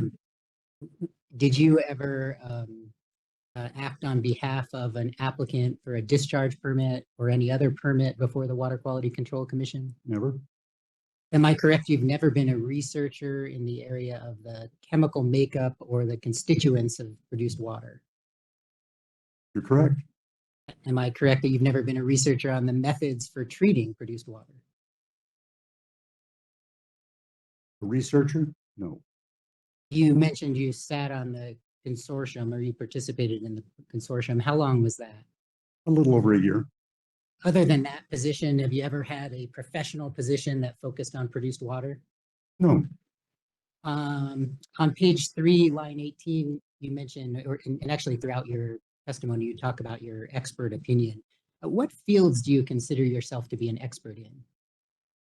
Mr. Wexler, I am an expert in getting things done properly, according to science and according to economics, the right way. I'm afraid I'm going to have to ask you for some scientific field that's generally recognized. I'm not sure getting things done is a. I'm an expert, as indicated by my master's degree in civil engineering in water and wastewater treatment. I am an expert in New Mexico's water resources and our dire situation with respect to climate change, making our water go away. I've never held a job that didn't require my licensure, which means I apply professional standards to everything I do, Mr. Wexler. And my expertise in engineering science is recognized by my professional engineering license. And if it sounded like I was doubting your qualifications for the work that you did, I'm not. However, there are specific areas of expertise that might be more applicable here than in other areas. Is it fair to say that most of your professional work has been in the area of water resources?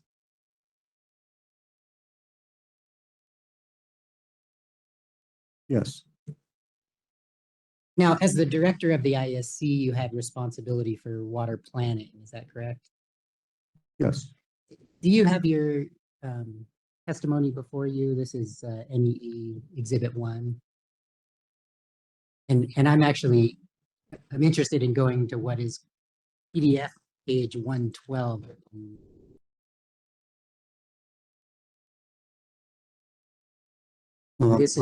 You're looking at my direct testimony, what page?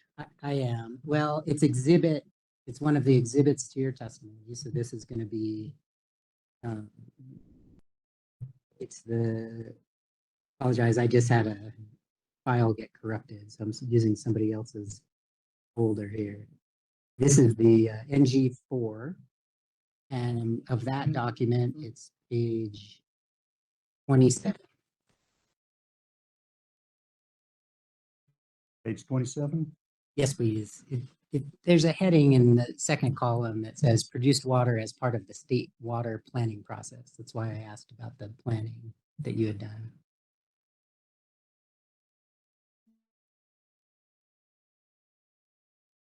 Go ahead. You see under that heading, it says, as states begin evaluating long-term water needs, water planning plays an important role. Most states and regions are experiencing water shortages due to drought, population shifts, and increased usage. You see that?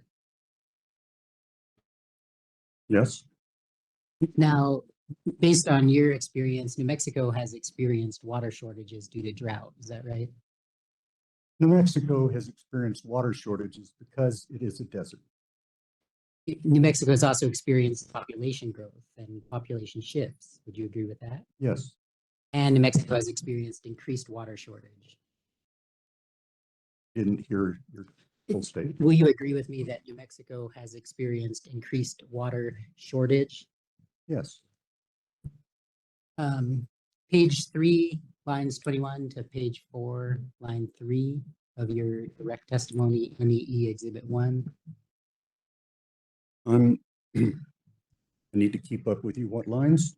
Yes, it's page 3, line 21 through page 4, line 3. I believe this is your executive summary. Yes. Here you suggest that NMED, quote, said a simple no discharge rule for produced water, whether treated or not, would be promulgated in 2022. You see that? Yes. And you cite to what is your NG2 slide 11. Yes. Sorry, what? 2. Yeah, it's hard to get this microphone just right. Is that better? NG2, then 1, 2. So because I think it's important to understand the development of the rule, I want to take a look at your citation. So this is, again, it's NG2 slide 11. It's also PDF page 57 if you prefer that route. Let me know when you're there.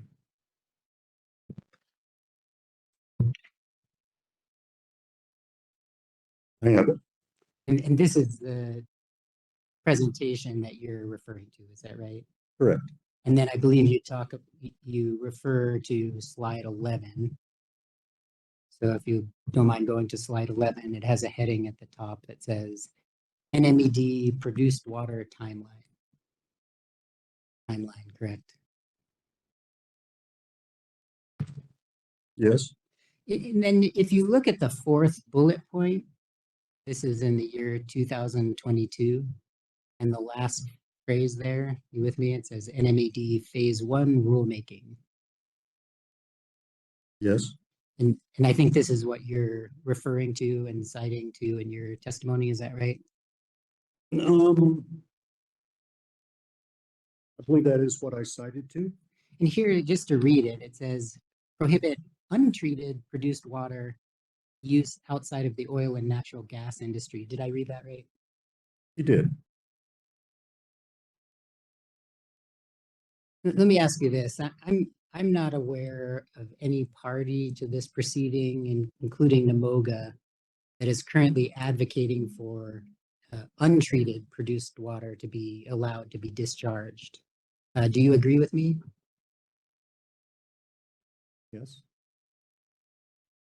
All right, page 4, lines 5 through 9. Now, you're relying heavily on the report you identified in exhibit NG4, is that right?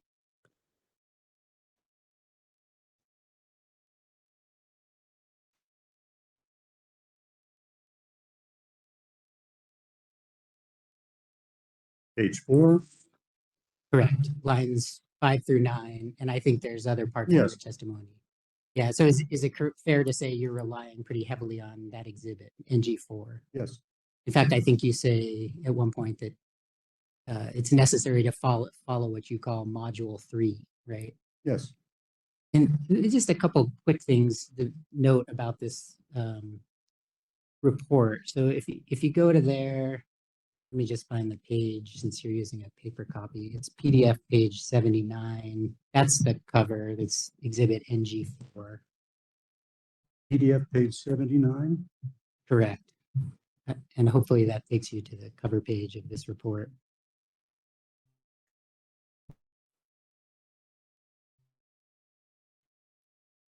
I have a cover page.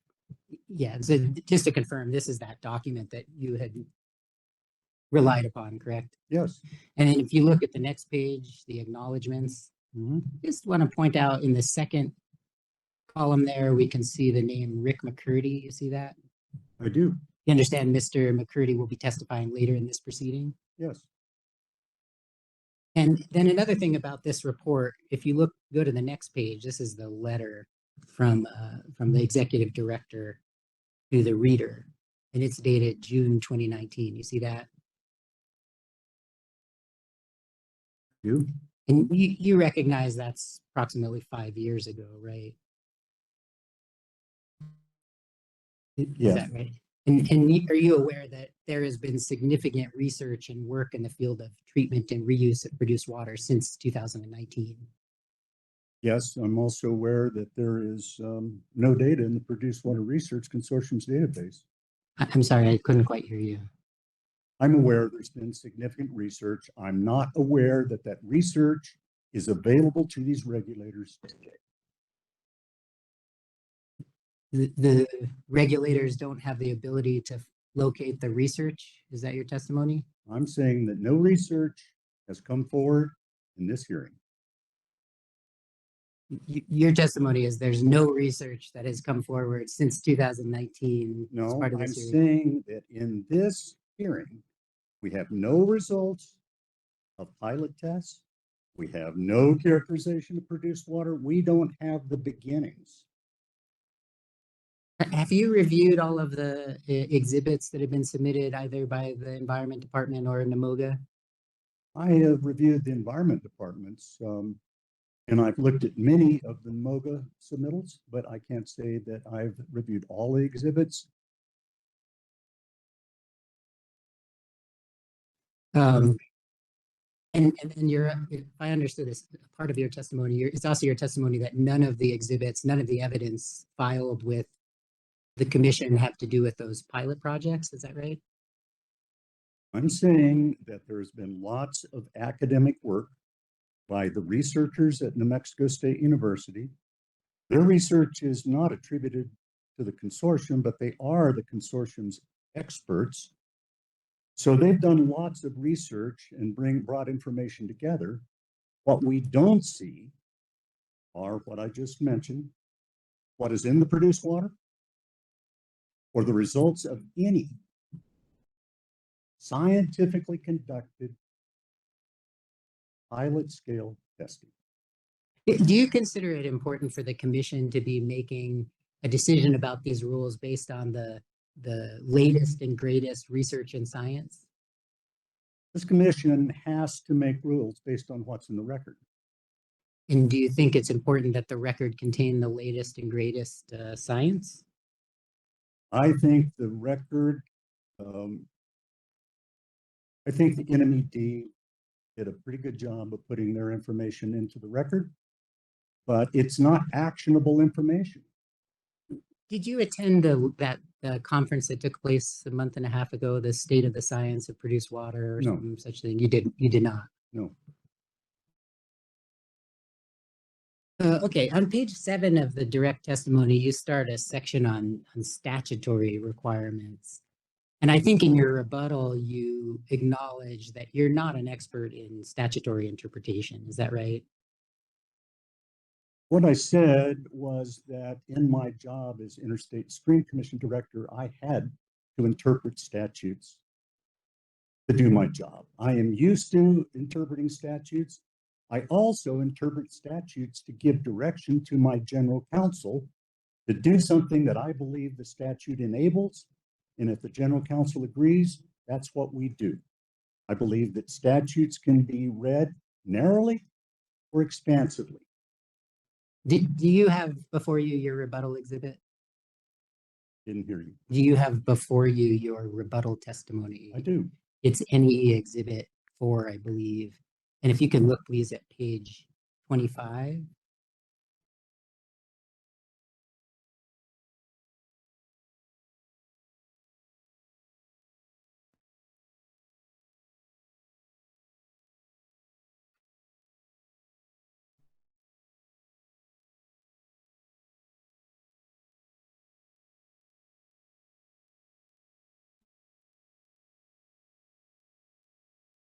Yes, sir. Lines 5, excuse me, 5 through 7, quote, I am not qualified to describe legal authority as an expert, but I consult the New Mexico statutes annotated and the New Mexico Administrative Code routinely in my professional work. That's your testimony, right? It is.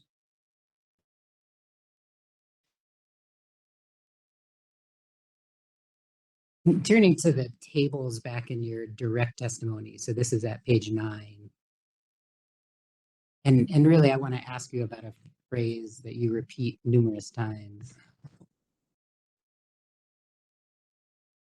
I have page 9. Okay, in I believe it's the very first substantive row after the headings there, you say that, quote, no peer-reviewed scientific evidence currently justifies any reuse of the oil field. You see that? I do not. Page 9 of my direct. I believe so. Yeah, let me just double check. I have the right. You need to give me a line number, please. Okay, it should be part of the table. Yeah, the page wrong. Oh, yeah. Under reason, yes. Yeah, so under reason, right. You see where it says no peer-reviewed scientific evidence? You with me now? Yes.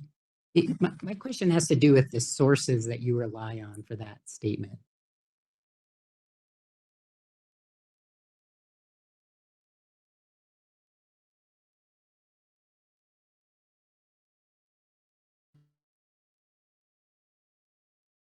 The law requires, I consulted the statutes. No peer-reviewed scientific evidence currently justifies any reuse. Well, the pilot testing, so-called pilot testing that's been performed by the consortium to date, is not scientific evidence. The results aren't even tabulated. Mr. Hightower testified he didn't even know when some of the research results would be submitted. The record in this hearing has demonstrated an absence of applicable science.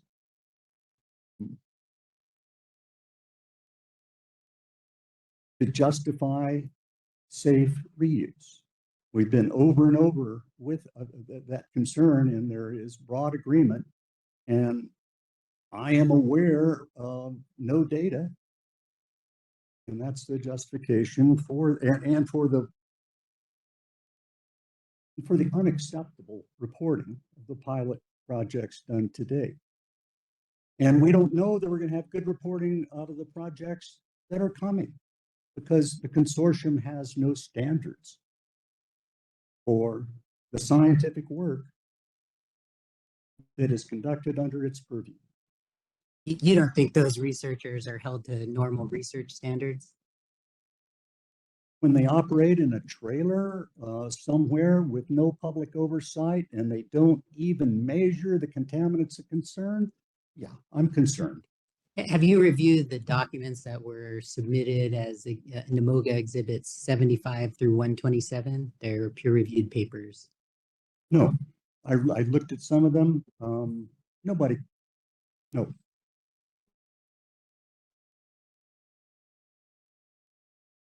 Page 19, lines 4 through 8 of your rebuttal testimony. This is NEE exhibit 4.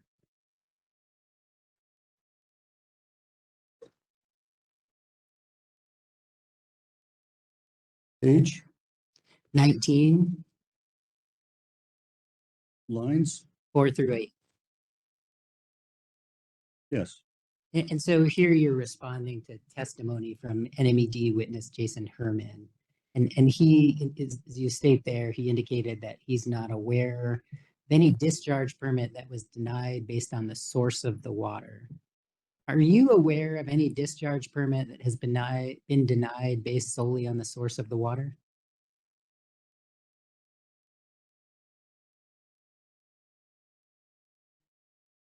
No. A little bit further down on that same page, and here this is lines 10 through 13. Yes. And you indicate that just as I stated above and in my direct testimony, if NMED continues to characterize fluid oil and gas waste, so let me just pause there. I understand you to be using the term fluid oil and gas waste as a synonym for produced water. Is that right? That's right. That was the title of the bill that was introduced in the New Mexico legislature, House Bill 546. So you continue, let's see, continues to characterize fluid oil and gas waste as, quote, water, sow confusion and obfuscate the science, then NMED should be concerned that an appellate court might grant an appeal from the oil and gas industry from a NMED refusal to allow authorized treated produced water reuse. You see that? I do. Hey, can you explain what you're saying there more? I didn't follow. Well, if you read the next few lines, you will follow. Well, if you could please summarize that. Okay. But if NMED applies the science, which Well, is clear. I mean, I've read the words. I'm asking you to summarize because I don't quite understand. Fluid oil and gas waste is a novel waste. Not water. It is not water. Just because the majority, if you make coffee in the morning, do you call it black water? No, you call it coffee. What percentage of coffee is water? It doesn't matter. It's still coffee. Waste is waste. And if it's fluid, it's going to have water in it. That doesn't mean it's water. It means it's waste. What percentage of produced water is water? Well, if it's 20% salt and maybe a couple of percent of other things. I'm sorry, did you say 20% salt? 10 to 20% salt. What paper are you relying on for that figure? I can't cite a particular paper unless you want me to know. I will look it up if you want me to, but it's all over the place in the record. I don't think it's necessary. If you turn please to page 25 of your rebuttal. And here I'm looking at the Q&A. I think it starts lines 3 and continues for a while there. Yes. In lines 10 through 12, you cite the Produced Water Act. Let me just go and find my copy here.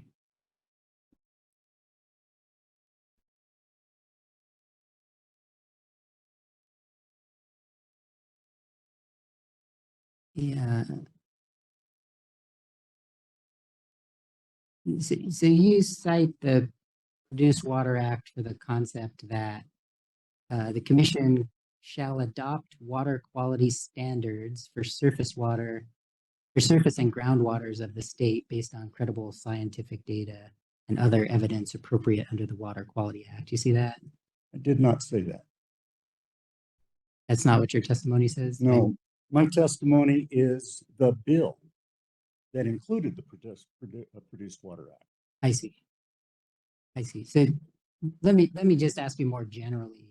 Did you listen to the testimony of the Environment Department witnesses? Yes. Do you understand that the Environment Department is not requiring not requesting a water quality standard in this case? I understand that the Environment Department doesn't have the data upon which to base a water quality standard. So they're not proposing a water quality standard, right? No. And not relying on 7464D for their proposed rule. 7464D. Objection to the form of the question. How does Mr. Gom know what NMED relied on to create its rule? All right, Mr. Well, Wexler, would that you was read why that? that was why I asked him if he was here for the department testimony, Right. to which he said yes. So if he doesn't know what they're relying on, he certainly can answer that. Right, that's fine. Go ahead. Please repeat the question. My question is, do you understand whether or not the Environment Department is relying on 7464D for their proposed rule? I don't know. In your testimony, you cite to 7464 subsection E as in echo.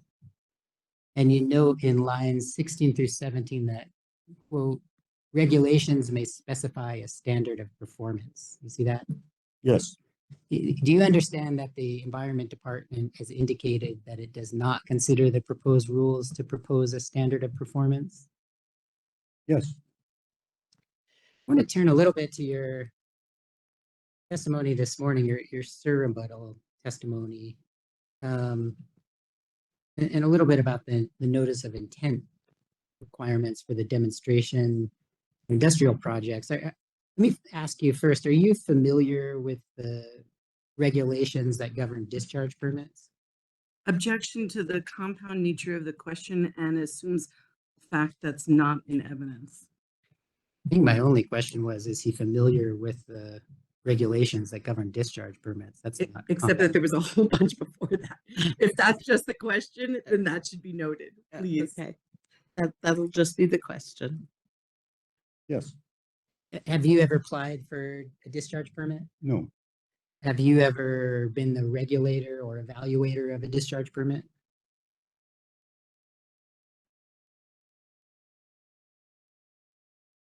I want to back up for a minute. When I was manager of the Albuquerque treatment plants, I was involved in getting discharge permits for the new facilities.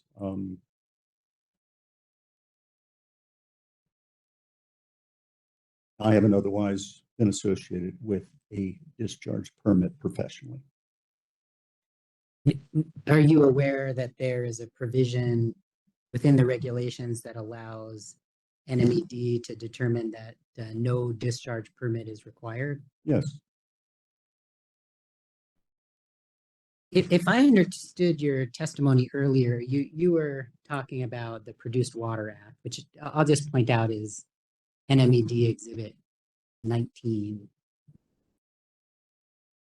And if I understood your testimony correctly, you were referring us to section 70-13-4 D as in dog, is that right? Yes.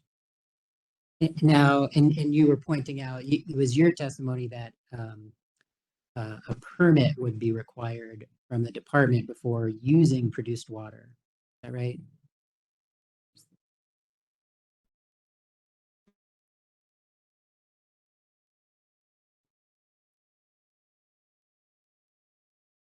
I believe the language of 70-4, 70-13-4D is plain. A person shall obtain a permit before using the produced water, the recycled or treated water, or treated product, or any byproduct of the produced water. Does the statute define using? Does not. The provision that of the proposed rule that governs demonstration projects or industrial projects, that shows up in 20.6.8.400B, as in boy. Just for clarification, you're talking about NMED's rule? I'm using NMED's rule at the moment, which is NMED Exhibit 175. But that's okay. And there you can see they're talking about demonstration projects or industrial projects determined by the department not to require a discharge permit. You see that? Can you tell me where? Yeah, it's on page 5 of their exhibit. Is again 20.6.8.400B as in boy. I apologize. I have a struggle reading. I had an eye operation since May. And I hope it's doing okay. Are you able to read it? Yes. And so I guess my question, I'm not clear on your testimony if it's just a semantic issue. Do you think that the commission could adopt rules, so different language here in this subsection B as in boy, that basically said the department can adopt permits for demonstration, for using produced water for demonstration or industrial project? I mean, that would address the issue that you were raising, right? I didn't. Would you please? Sure. If I understand your issue, it's what you're suggesting is somehow the language of the Produced Water Act, that provision that we looked at, requires permits for using water, and you think that the demonstration projects or industrial projects is using water, notwithstanding there's no definition, right? Yes. And so what I'm asking is, I mean, if you built into this subsection the provision that the department is authorized to issue a permit for demonstration projects or industrial projects that don't require a discharge, that would address the statutory issue you're identifying, correct? It might address the statutory issue. It wouldn't address the practical issue, and that's what I'm an expert in. Sir, to get things done, you have to have a complete system. So to say that the permit requires a no discharge and then not to have the presence to be able to verify that or rules in law means it's unenforceable, unenforced. And the oil and gas industry, as I've stated, has set its own record with regard to its handling of waste on the oil field. Similarly, if you, and I'm going back to the regulations for discharge permits here, if you allowed discharge permits for treated produced water as was originally proposed, then the Environment Department would be authorized to grant a discharge permit, right? What's the predicate of your sentence? Yeah, we're still talking about demonstration projects and industrial projects.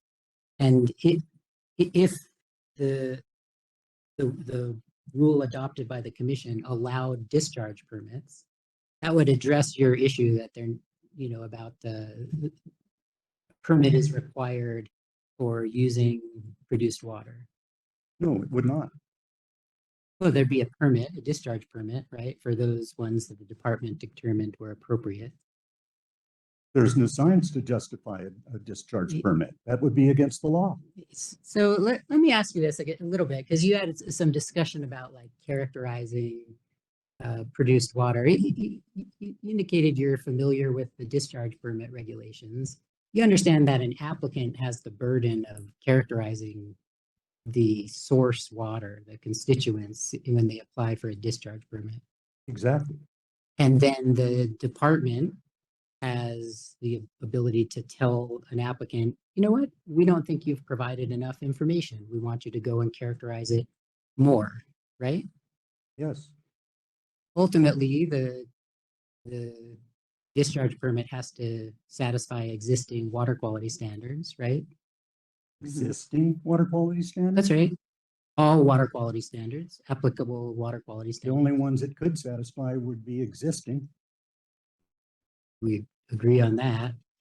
And if the Environment Department determined, however, that those water quality standards weren't sufficient, they could always require additional permit conditions, right? The Environment Department and NMSU Board of Regents entered into an agreement to create the consortium to provide the research for the Environment Department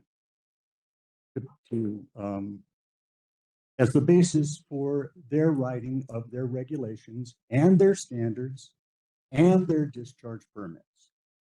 Until that bar has been satisfied of information in the record showing that it's safe, they cannot write a permit allowing discharge. It would be against the law. So maybe I wasn't clear in my question. I'm just asking about the process for discharge permits, and I didn't mean to be referring to the consortium at all. So are you aware that in applying for a discharge permit as part of that process, the Environment Department can require additional permit conditions? I believe so.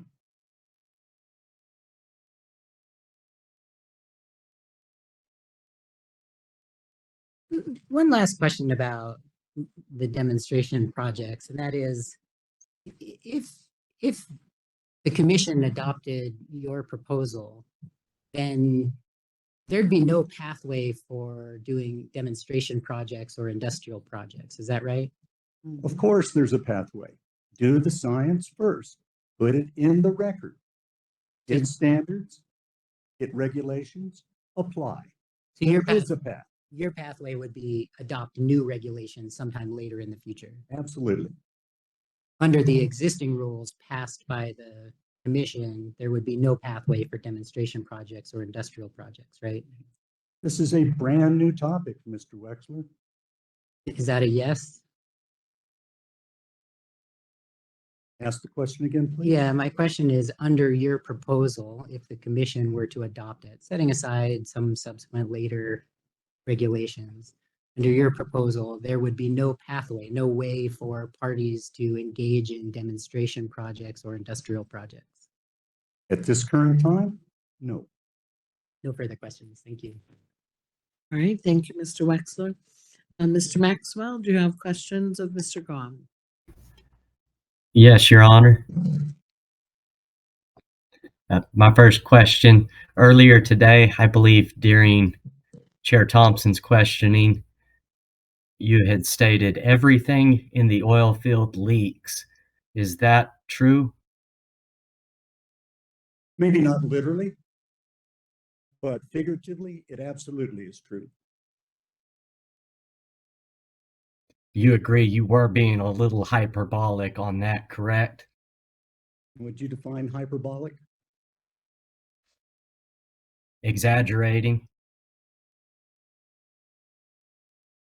Spills are illegal in the oil field now, Mr. Maxwell, and they occur daily in large volumes. I testified that spill control in the oil industry is voluntary. If people have, if operators have external pressure to clean up their act, they do it, and they have some results to show for it.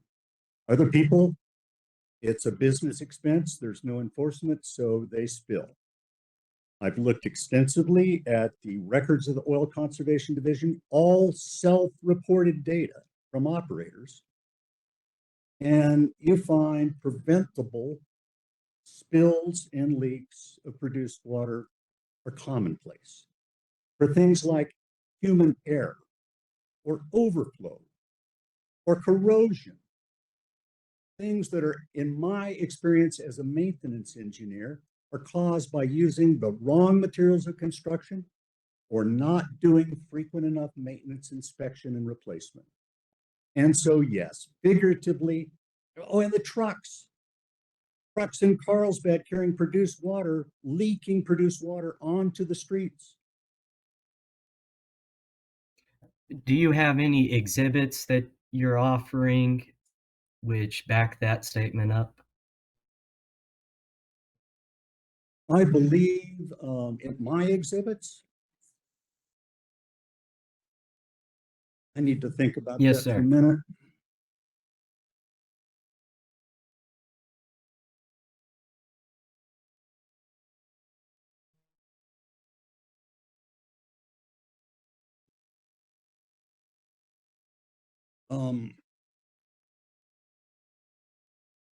A lot of time has elapsed since May, and I don't recall that I have that in an exhibit. It's absolutely part of my testimony.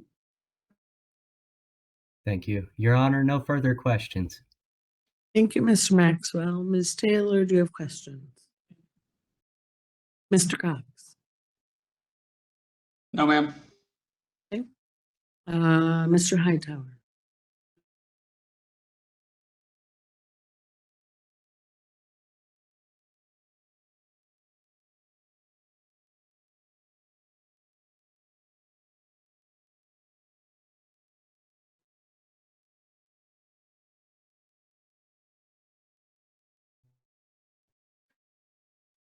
Hopefully, Norm, this will be easier for you. I'm not a lawyer. You know that. I just have a few questions. You mentioned my name a number of times. So I think part of the references are absolutely true. I agree on many of those. Some of them, I think maybe they're slightly overstated. And so I'm just going to ask you a few questions if that's all right. First of all, I want to talk about the Groundwater Protection Council report. I think some people haven't read it. It's a very good report. Came out in 2019. It was by industry and some of the national laboratories and the EPA. In that section, section 4, there, page 4 of that report, page 127, it talks about risk and toxicology analysis. Risk and toxicology analysis of produced water. And I think it was one of the things that Norm was mentioning, that it provides in that report on page 129 and 130, a risk and toxicology approach for looking at the safe reuse of produced water.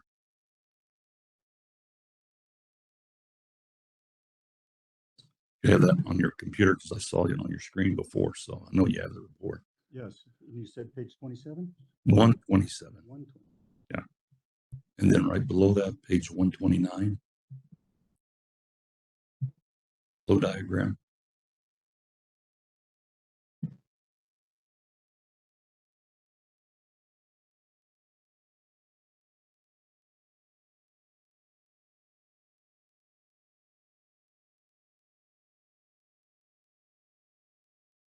Diagram? Okay.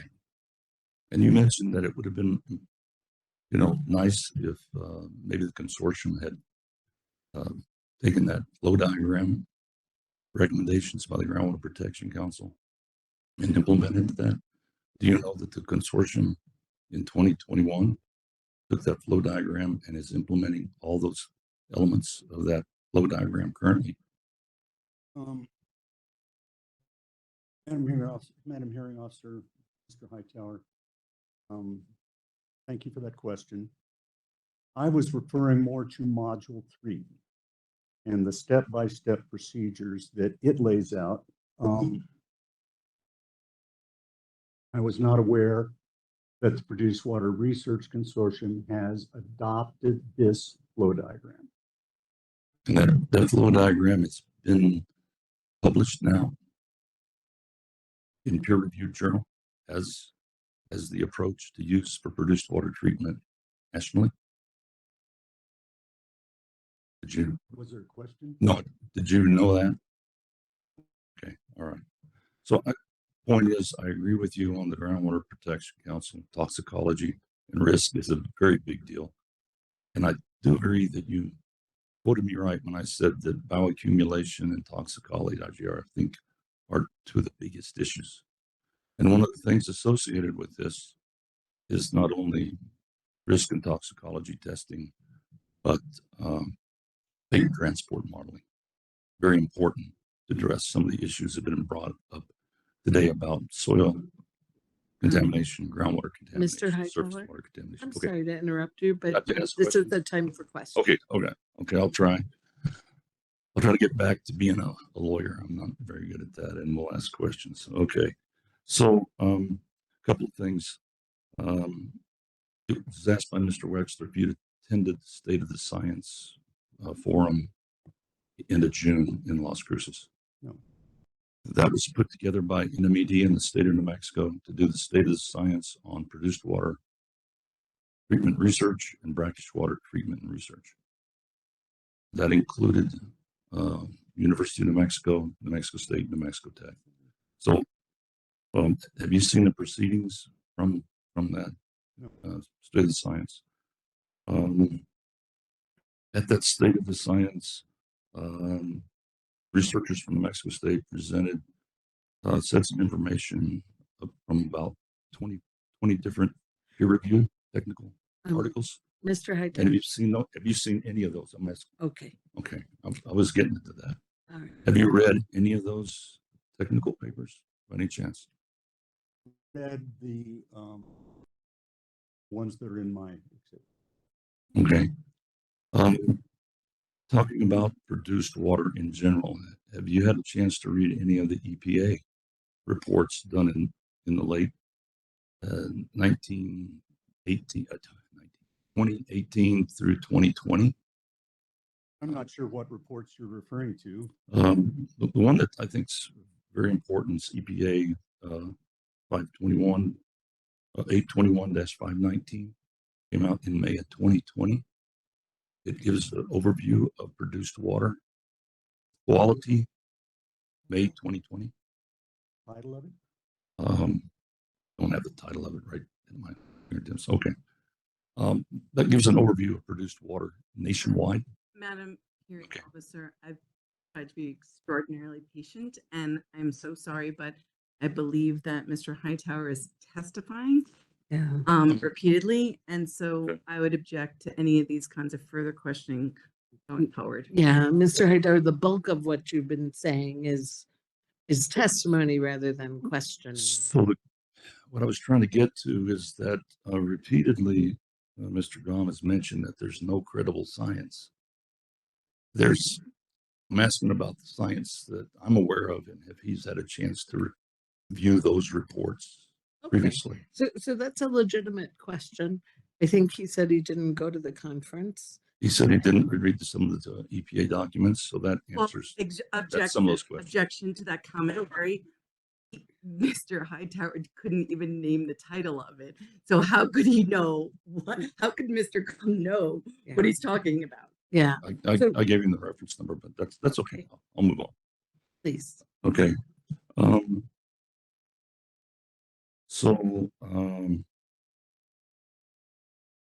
think Chairman Thompson asked about the difference between treated produced water and produced water.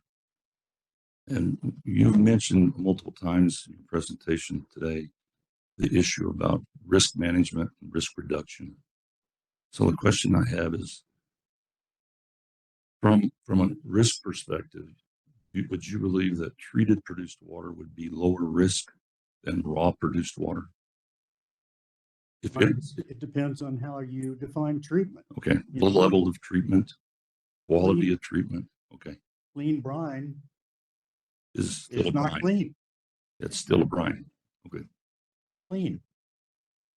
Clean brine is not clean with respect to toxic contaminants.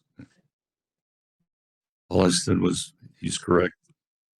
Clean brine is still a brine, which is hazardous by itself. Okay. So if you look at trying to reduce risk, you do believe that treatment and doing adequate treatment and the right kinds of treatment are the way to reduce those risks and to try to make sure that the water that could be used would be safe for the public.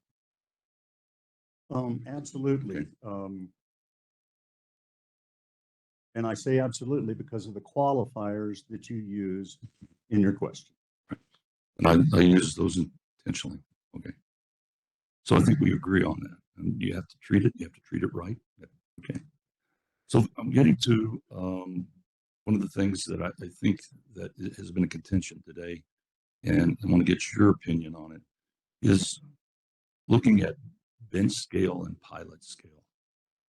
And the comment about having permits for those. Under our existing interaction with NMED, we have projects and bench scale projects that are presented to NMED, and they look at those from a risk management perspective. And in those cases, what we see is, in my opinion, is a permit to do the project. Objection. Mr. Hightower's opinions cannot be part of these questions. Cannot be part of these questions. Okay. That's not cross-examination. I'm sorry. All right. So, Mr. Hightower, I do want to pull the legitimate question out of your colloquy there. Tell me the punchline, if you will. What's the punchline question? So under the current permitting, maybe it's not the correct term. The current requirements for bench scale testing is to make sure that the person who does the testing, and when they do the testing, they take the produced water, they get a treated produced water and a concentrate. It allows us to look at the treated produced water and the quality. They then require us to recombine those two waters back to the produced water. And then we have to handle it for OCD requirements. We use certified oil field haulers. We dispose of it in certified saltwater disposal wells.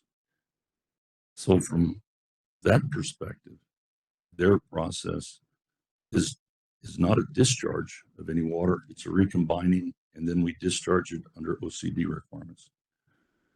In the bench scale, that's the process. In the pilot scale, that's the same process, is that water is treated, the two streams brought together, recombined, and then handled through typical OCD produced water requirements.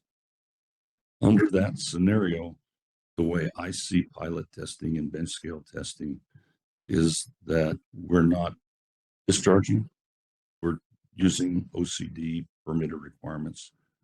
Is that something within your discussions and your suggestions that would be appropriate? Is that appropriate? Objection. Compound, full of opinion, assumes facts not in evidence, interchanges legal concepts without any basis. Okay. So I understand it was compound. Let me get, though, to Mr. Grom. Mr. Grom, I was able to follow it myself. Mr. Grom, were you able to follow that? And do you have an answer? You don't have to have an answer, but do you have an answer? I would ask that a simple question be asked of me that I can answer. Okay. So all right, we're trying to get to the nuggets. I understand. So under the current efforts with NMED, for, first of all, bench scale testing. If we were to take produced water, treat it into 2 streams, test one stream, recombine it, and then dispose of it within a saltwater disposal well, would that fit under your requirements or your suggestion as being equivalent to a permit? Madam Hearing Officer, Mr. Hightower, it's not equivalent to a permit. A permit has disclosure. It's public. Or notice of intent public? Notice. You have to let him Okay, answer. all right. Yes, And ma'am. this has to be, I mean, as I said, this is a novel waste. People deserve to know what is going on with industrial projects and demonstration projects, which are not constrained by volume or anything else. And so this, in my view, is a backdoor way. Now, the kind of thing that you described, which I agree with, you know, it's proper that the Environment Department is doing this, but it ought to be public, not private. It ought to be a requirement, not an opinion that's given by one person and may be different in the next instance. There needs to be structure. So do you know? But the whole idea of properly doing pilot tests and bench scale tests in a safe manner is essential. But can you say that that process that they use currently does not meet your requirements? I don't know what their process is. I think that they're coming up next. We'll probably find out. Okay. I was going to ask the same question for the larger scale pilot projects. I agree with you that they're generally larger scale, higher volumes, longer durations. We have the same process with NMED that we have with the bench scale. We can recombine the streams and dispose of that. So we'll talk about, so the same question with that is it appropriate? Would it meet your requirements as you write it? And we'll probably have the same answers. So For larger pilot projects, it is absolutely not appropriate. A permit is mandated by the law with no interpretation required. And the permits have to be based on, they have to come out of regulations that are based on standards. I mean, you're a civil engineer, you understand how things have to flow. understand, but I think the rules are, it's about disposal. And in this case, the disposal is within the oil and gas. It's not outside oil and gas. That's correct, but the rule is aiming for, or maybe I should say the industry is aiming for disposal by reuse. Understand, but that's not the way that I think the laws that you have suggested were written, but that's my opinion. Okay. I don't think I have anything else, but I appreciate your time, Lauren. Thank you. Thank you, Mr. Hightower. Mr. Davis? Thank you. Ms. Fox?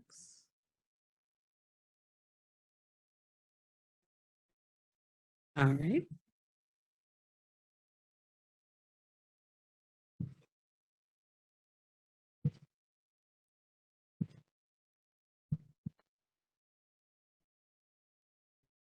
Good afternoon, Mr. Gum.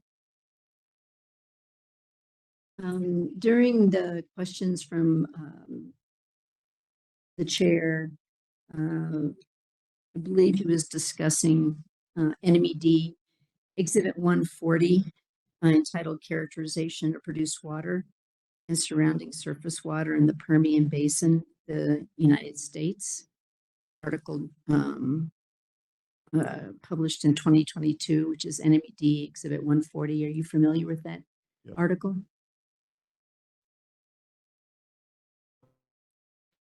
Dr. Fu, in his direct testimony, discussed that exhibit, and I'm going to paraphrase some from his testimony, his direct testimony, starting at page 10. He says the majority of produced water samples originating from the Permian Basin as documented by USGS database were collected prior to 2002.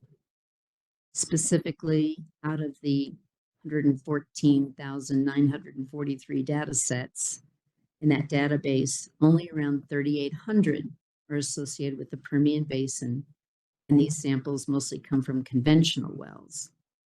However, out of those 3,800 data sets, only 39 samples collected in 2016 are included in the database, providing exceptionally limited information on inorganic bulk water quality measures, anions, and metals.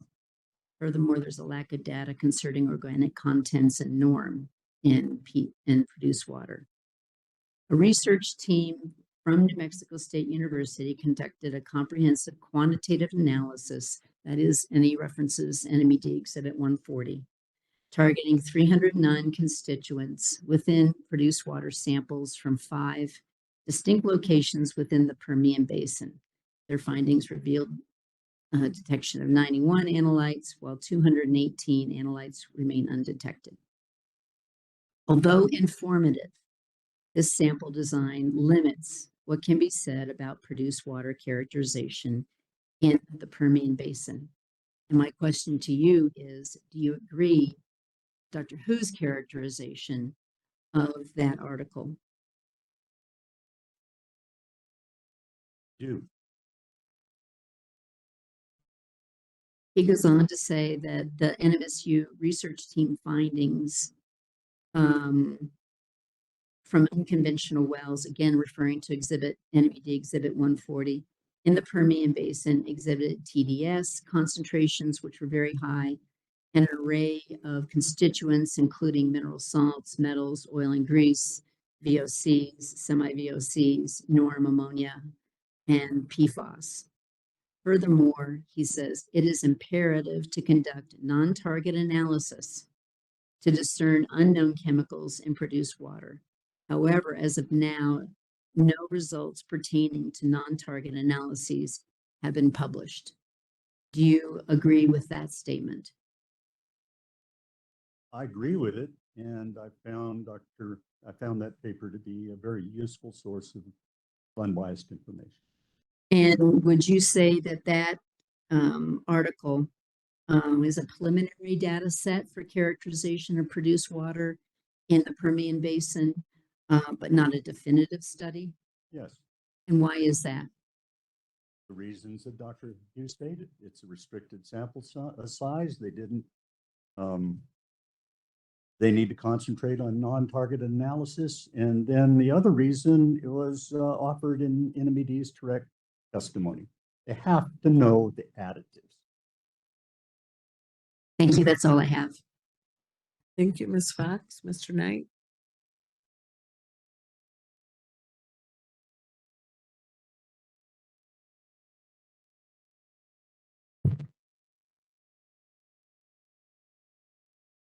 Good afternoon. Good afternoon. Let's see.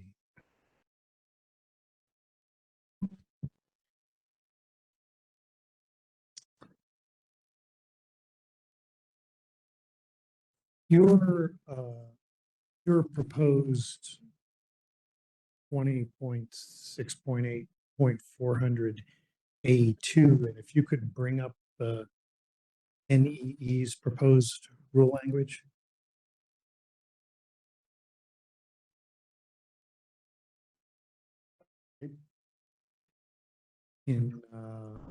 So we're referring on page 3 to your proposed 20.6.8.400 A2.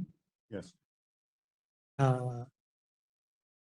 You propose that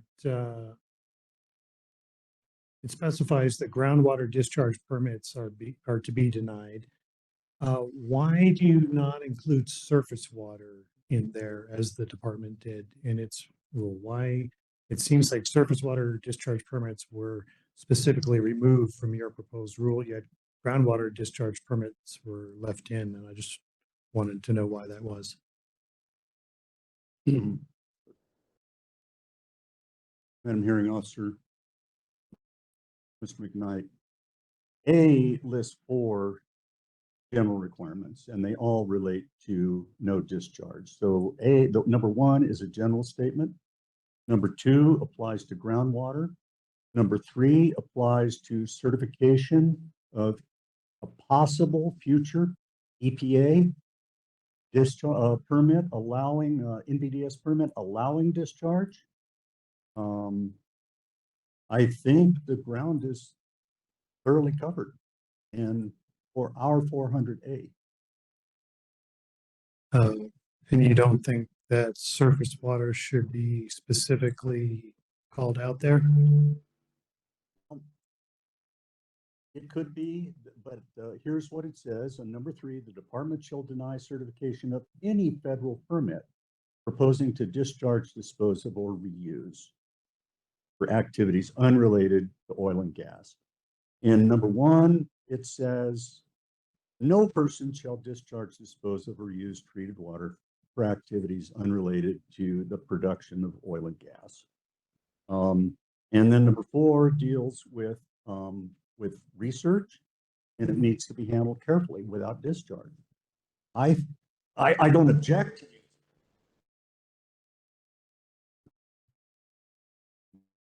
surface water explicitly in here. I think the language covers it as is. And so is it your position that your intent was that A3 covers discharges of surface water? Discharges to surface water, I'm sorry. Yes, and it would not, I guess, apply to the point in the future when the NMED may have that delegated authority from the EPA. No, that's where I was going. Thank you. Also, your proposed rule removes the language to restrict produced water direct and indirect discharge to both surface and groundwater. Why was that removed? I think that's a totally valid requirement, but I think it was superseded by what we wrote in 400A. Certainly the same intent. Okay, thank you. Did your proposed rule did your proposed rule undergo consideration by an advisory committee as the department's rule did? No, Mr. McKnight, but neither did the department's amended rule. And has your proposed rule undergone any sort of public comment process? Mr. McKnight, no. NED offers this rule for the Water Quality Control Commission's consideration. You know, it has not been through any process. Thank you. You mentioned that enemy, or your testimony, I believe at one point said that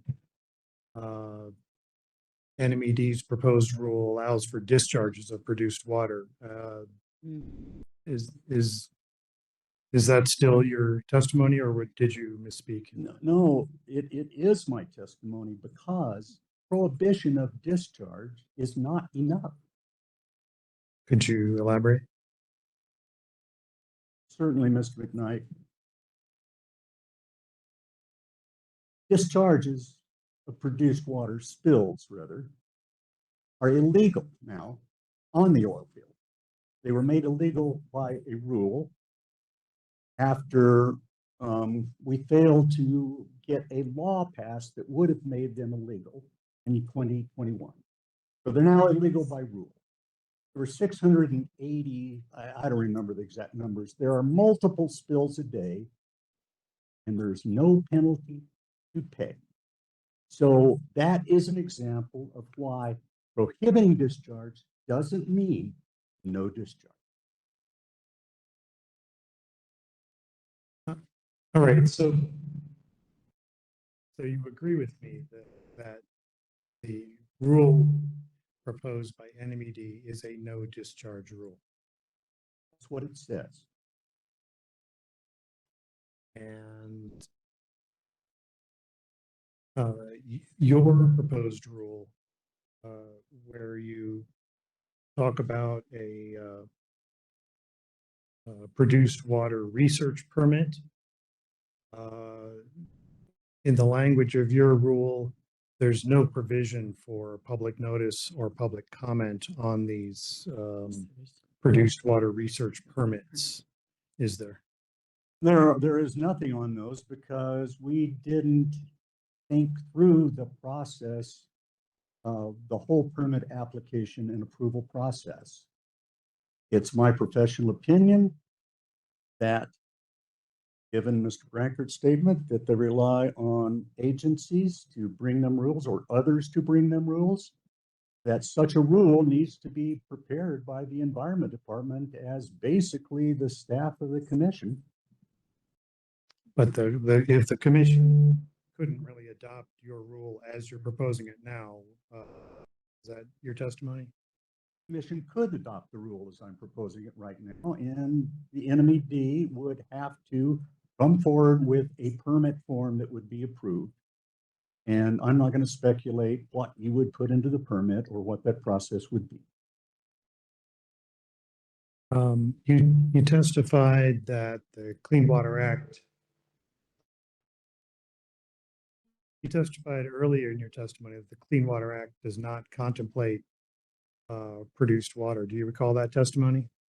I quoted a Texas Tech professor of law. Are you familiar with Clean Water Act at 40 CFR Part 435, subcategory E, which allows reuse outside the oil and gas industry for agricultural use or wildlife propagation west of the 98th meridian? I'm aware of that exception, yes. Are you familiar with Clean Water Act Part 437, which discusses produced water treated at a centralized waste system? I am, and I understand the background for that. And are you familiar or are you aware of Clean Water Act oil and gas effluent limit guidelines specific to oil and gas? There was an echo there. I could not understand you. I said, are you aware of Clean Water Act oil and gas effluent limit guidelines specific to oil and gas? What kind of effluent guidelines? They are oil and gas effluent limit. Effluent limit. Are you familiar with those? No. Okay. You described industrial projects as defined in NMED's proposed rule as a type of reuse. Yet the definition of that term specifically states that these projects are non-discharging. How does that square with industrial project as a type of reuse? Again, Mr. McKnight, produced water is novel and it is incredibly toxic beyond the large volume waste that anybody in New Mexico or the Western United States has handled. And we're talking specifically, I think, here about Permian Basin produced water, which is very different than produced waters elsewhere. We've heard testimony to that effect. We know that California allows produced water reuse from conventional wells, but has banned it from fracked wells. I know the Produced Water Research Consortium determined that the type of well is the most important distinguishing characteristic about the produced water that comes out of that well. And this situation with reuse by industry without a permit as a water supply in a closed loop system without discharge, well, it doesn't meet my engineering definition of a closed loop system.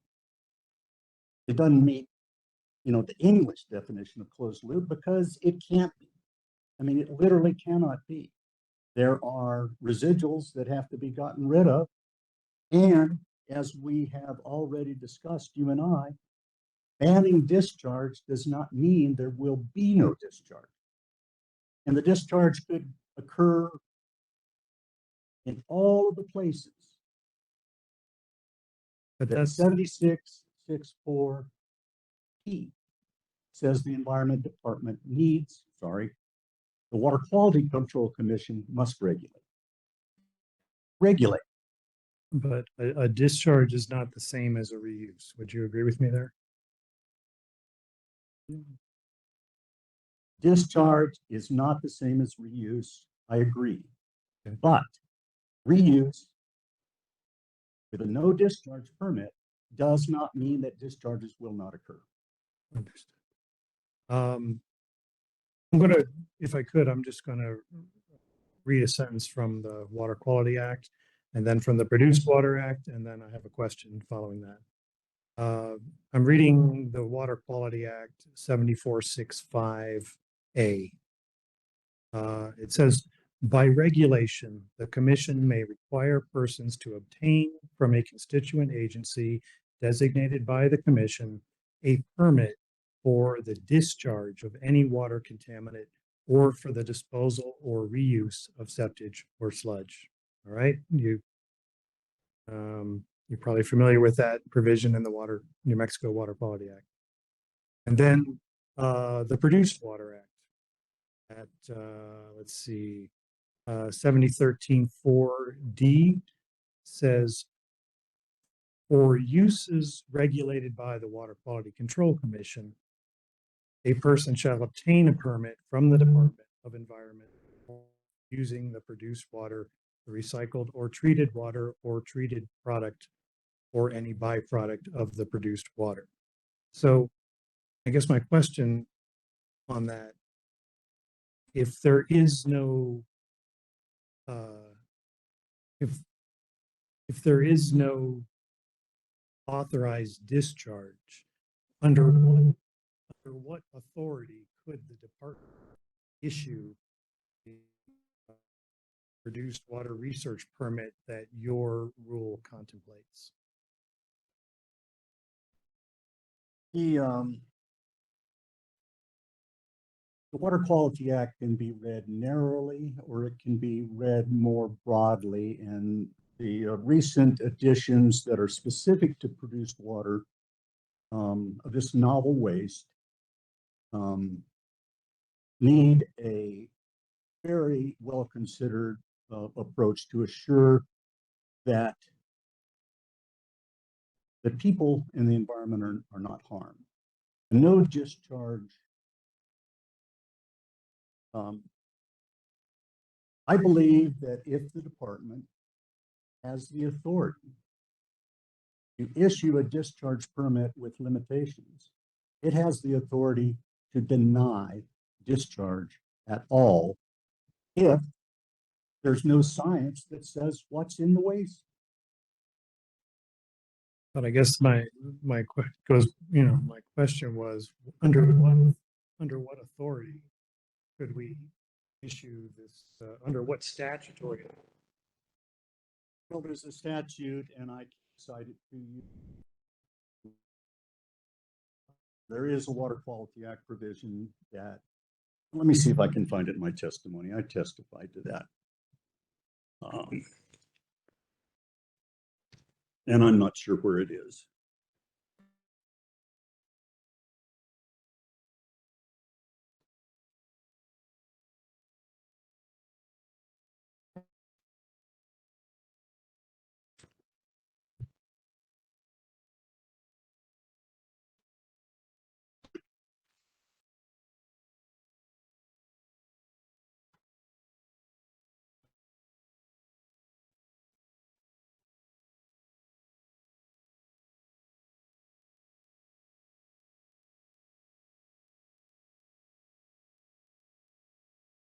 I believe that authority, Mr. McKnight, is in 7464E. Shall adopt regulations to be administered by the Department of the Environment for the discharge, handling, transport, storage, recycling, or treatment for the disposition of treated produced water, including various types of applications. If you have the authority to permit these things, to regulate it, you have the authority to say, no, you haven't met the bar, to show us that there will be no spills.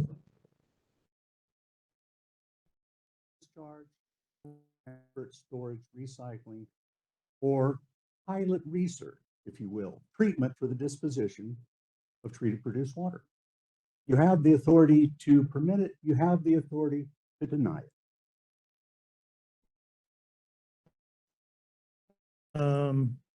Let's see. Just a couple more. When in your testimony, you were talking about standards for research. Is there a reference, or do you have a reference of what those standards are or what they would be? And do the standards vary based on the research goal of a study? Would one standard be applicable to all research?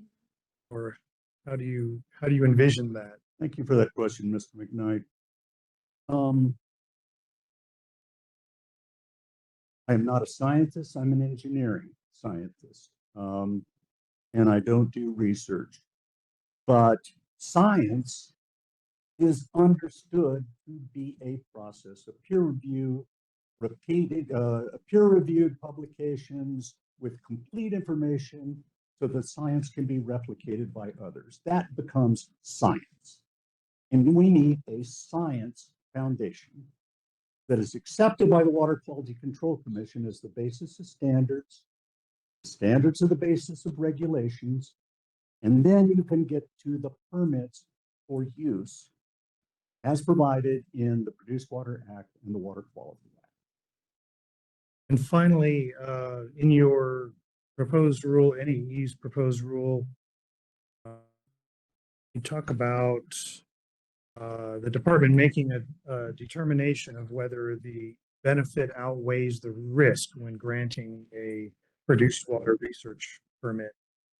How would NMED go about, in your opinion, how would we go about determining whether the benefits of any particular produced water research project outweighs the risk? Well, as an example, if a proponent came forward and said they wanted to treat, they wanted to do a pilot test of a treatment train, to do, some specific goal, but they weren't measuring, they didn't propose in their research plan to measure the contaminants, the pollutants of interest to the NMED. Then NMED should not allow that research because the risk of handling and spills and everything doesn't outweigh the gain. That would be the case for many of the pilot projects that I have looked at what's available in the record. And I mean, the data aren't there. The measurements aren't there. What did they measure? Well, they measured conventional pollutants. What was the removal process for TDS? Not TDS, for PFAS and other things.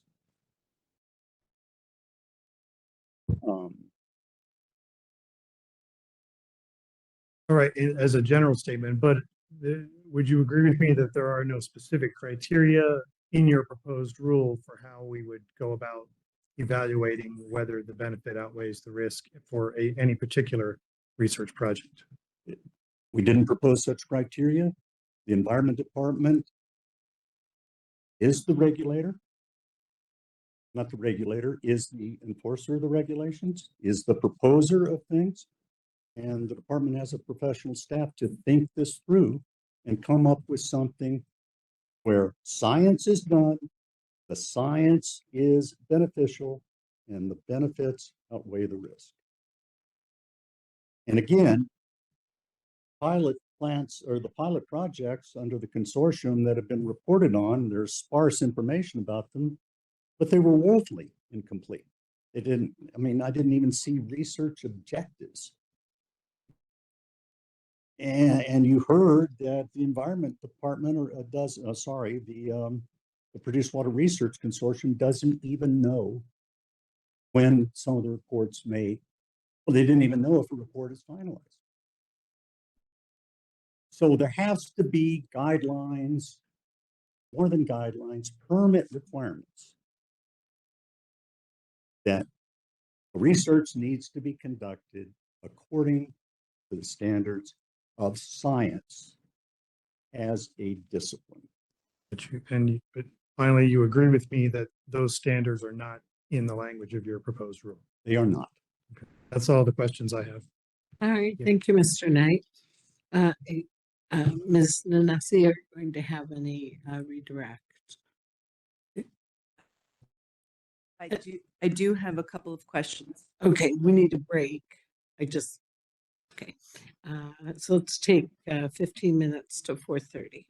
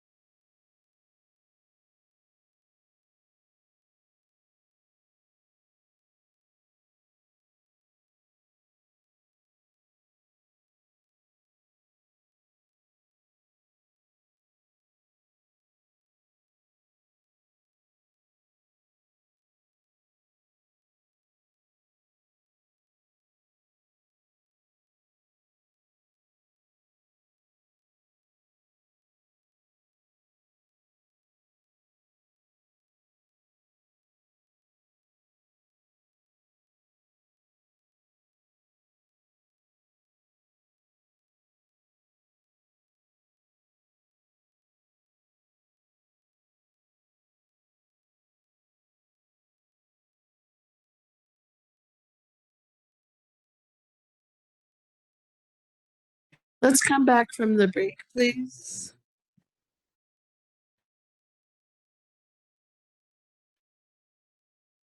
Righty, we are back after a short break, and Ms. Nanasi indicated that she has some redirect questions of Mr. Gom.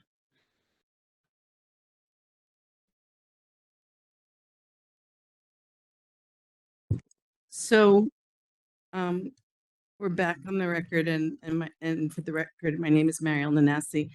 I wanted to follow up on Mr. Maxwell's Mr. Maxwell's questions about how do you know about all the spills, and I refer you to Norm Gom Exhibit 19 as part of your rebuttal. What is this exhibit? It's a Bureau of Land Management report on produced water handling in New Mexico. And could you please specifically go to page 10? And there's a table there, is there not? Table 2.4, summary of 2022 spills in the state of New Mexico. And could you please, sir, look at the line that refers specifically to produced water, and what does it say? What was the volume of produced water that was released? There were 658 spills that released a self-reported total of 105,251 barrels, resulting in the loss of 68,306 barrels. And how many gallons are there in a barrel? 42. Now, I wanted to ask you about Mr. Knight's question about surface water. Would you be amenable to including that in new energy? Would you be amenable? Is that where you at? Would you be amenable to adding the word surface water to, and then also the same thing goes for both direct and indirect use? Would you be amenable to including those two suggestions by NMED? Certainly. Now I'm asking you, sir, you were asked questions about discharge. Did you hear NMED's testimony that said that with demonstration and industrial projects pursuant to a notice of intent, that there would be discharges even with a closed loop system?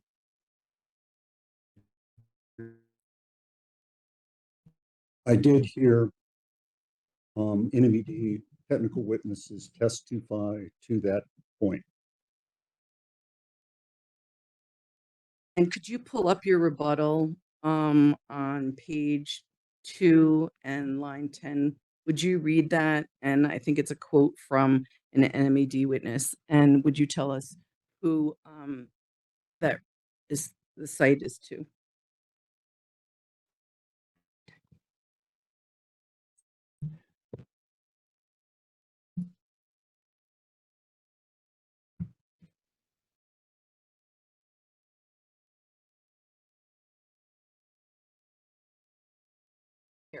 Here's your rebuttal testimony. And if you could go to page 2, line 10, and if you could read that for the record.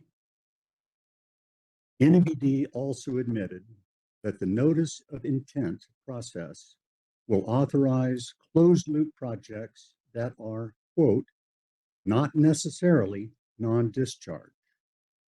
This is unacceptable because Permian Basin produced water contains a plethora of known and unknown contaminants and pollutants, of known and unknown toxicity, including enormous amounts of salt, volatile and semi-volatile organic compounds, petroleum hydrocarbons, organic acids and oils, naturally occurring radioactive material, other inorganic constituents, for example, sulfide and ammonia, and chemical fracking additives, which are very dangerous to human health and the environment.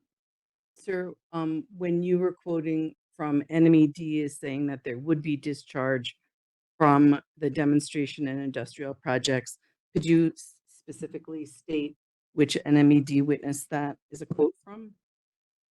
That is a quotation from Ms. Plum at line 77 in her direct testimony. Sorry,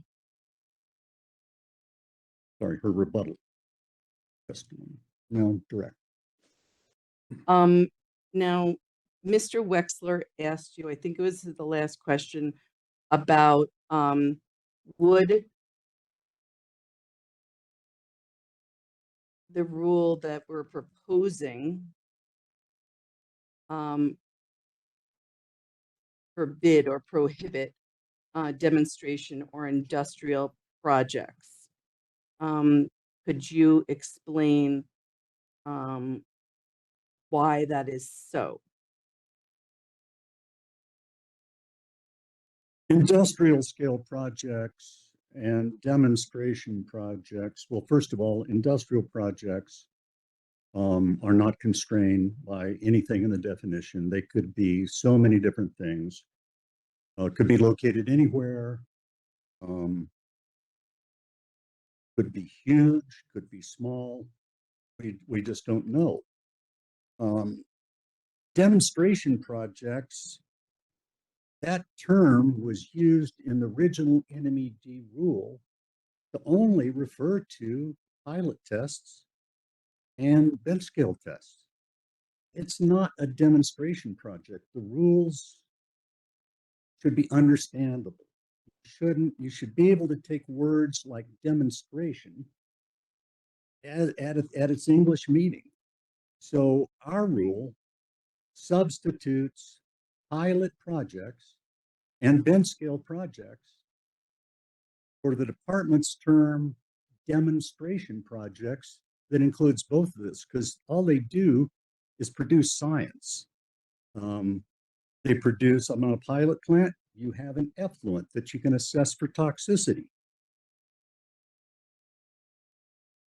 Industrial projects and a demonstration project, or rather a pilot scale project as the rule provides that we're full scale, as we've talked about, is a whole different animal altogether.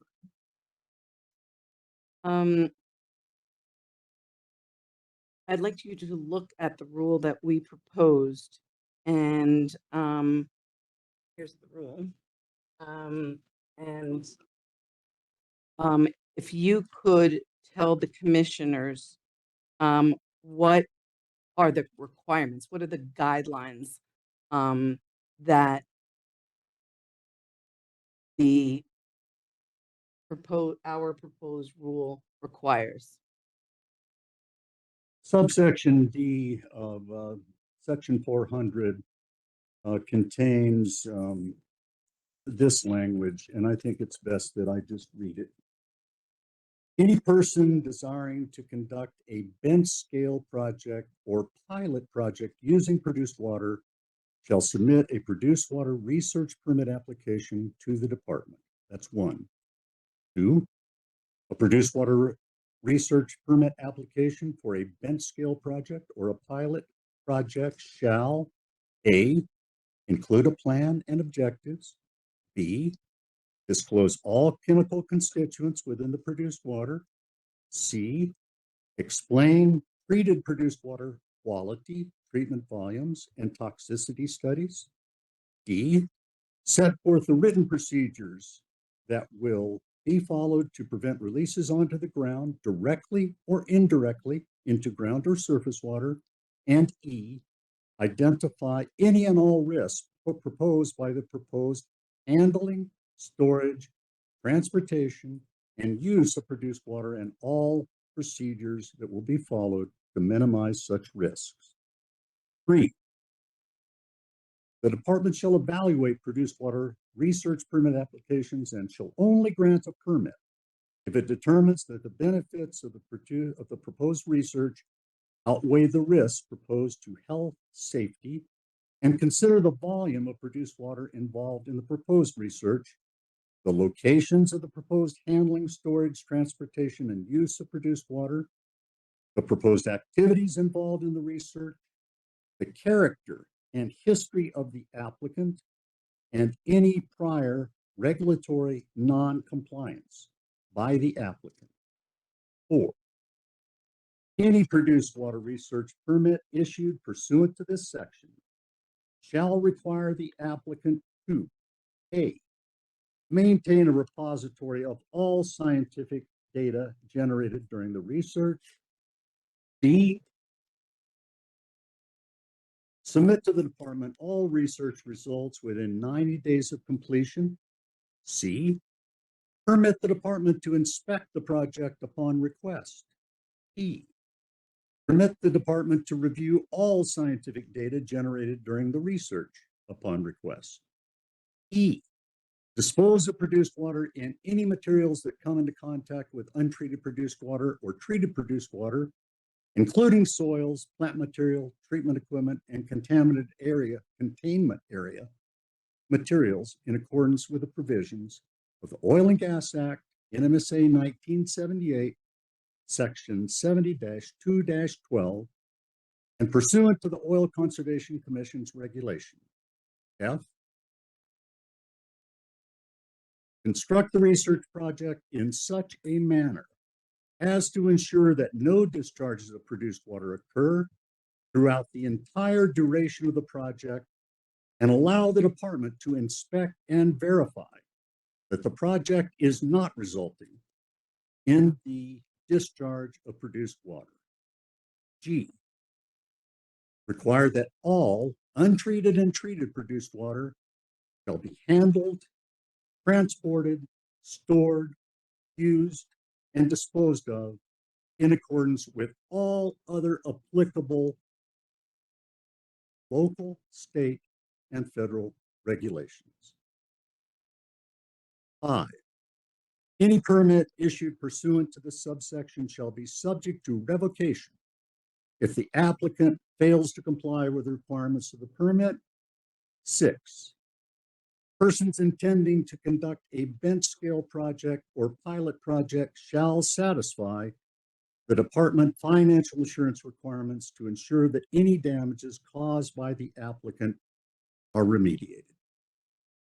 So, Mr. Gom, there are standards in New Energy Economy's proposed rule that an application could be based on, just like the NMED's rules, which has standards set forth in their notice of intent without a permit process, but they were, and there's no application attached to their rule. That's correct.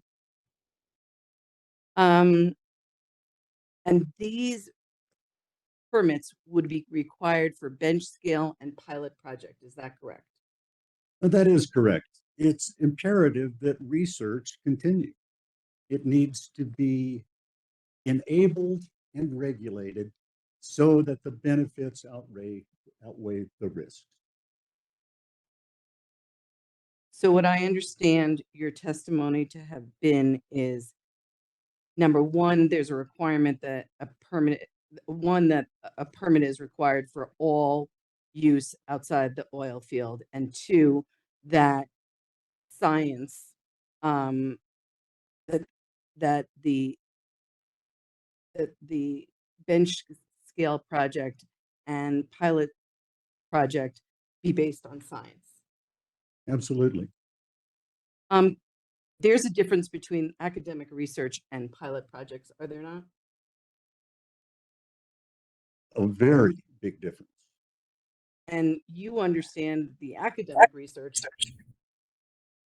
that is part of this record in this case says we need more science, right? Yes. But the pilot projects have produced no data that can be relied on. Is that also true? The pilot projects to date have produced no data that meets any scientific standard, any standard of science. I think this is my last question. You heard Mr. Hightower testify in May that that their last April 2024 Dr. Peju's research not only found new compounds, but because of the heating of the compounds that they knew, that new compounds were discovered that had not previously ever been noticed. Is that right? That's right. And Mr. Hightower was forthcoming about that. Nothing further. Thank you. Okay, thank you, Ms. Anasi. Mr. Knight?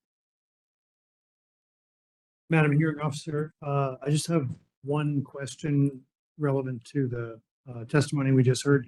At the very beginning, I believe you cited to some of Ms. Fulham's testimony with a page and line number.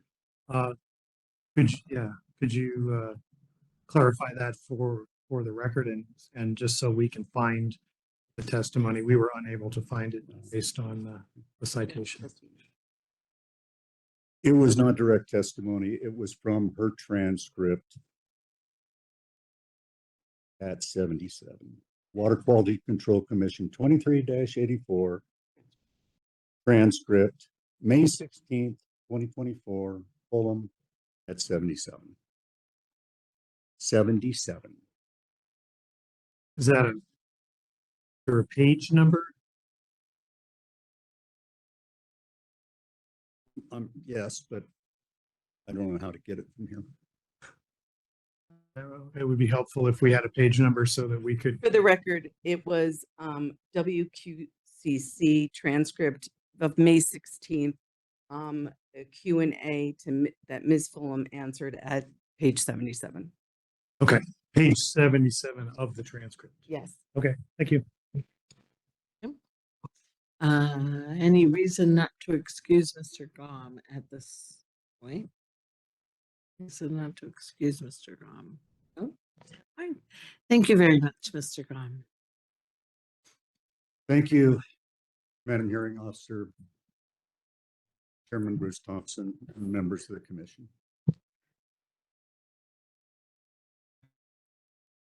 Madam Hearing Examiner, now I would like to move the other exhibits that you said that you were going to hold off on ruling on, or should I week further? No, this is great.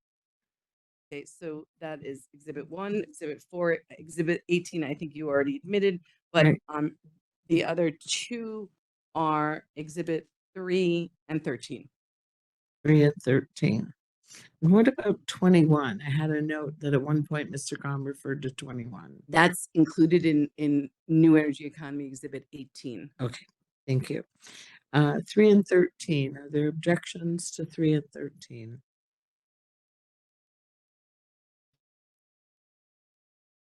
Not hearing any objections. Any E3 and 13 are admitted. Thank you. So I understand, Ms. Nanasi, that we'll hear from Mr. Noble first thing in the morning. At 10 o'clock, correct? Oh, at 10. Well, So, because you said that public comment would be from oh, 9 to 10. sorry.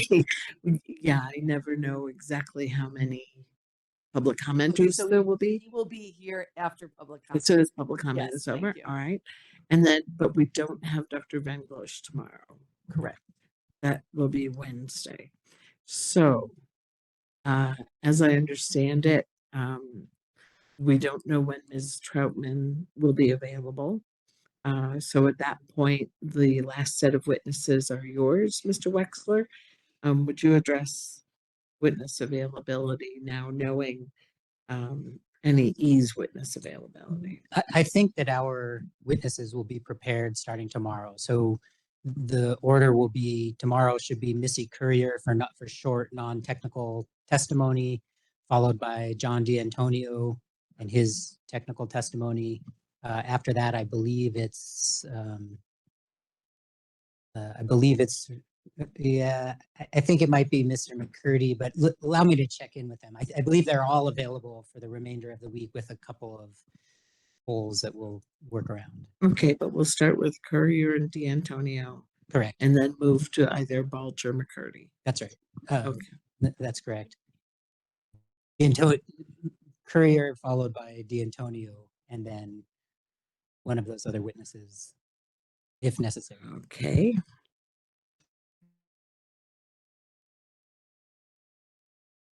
All right, thank you, Ms. Nanasi. Great. So at this moment, it is. I'm sorry, I apologize for interrupting.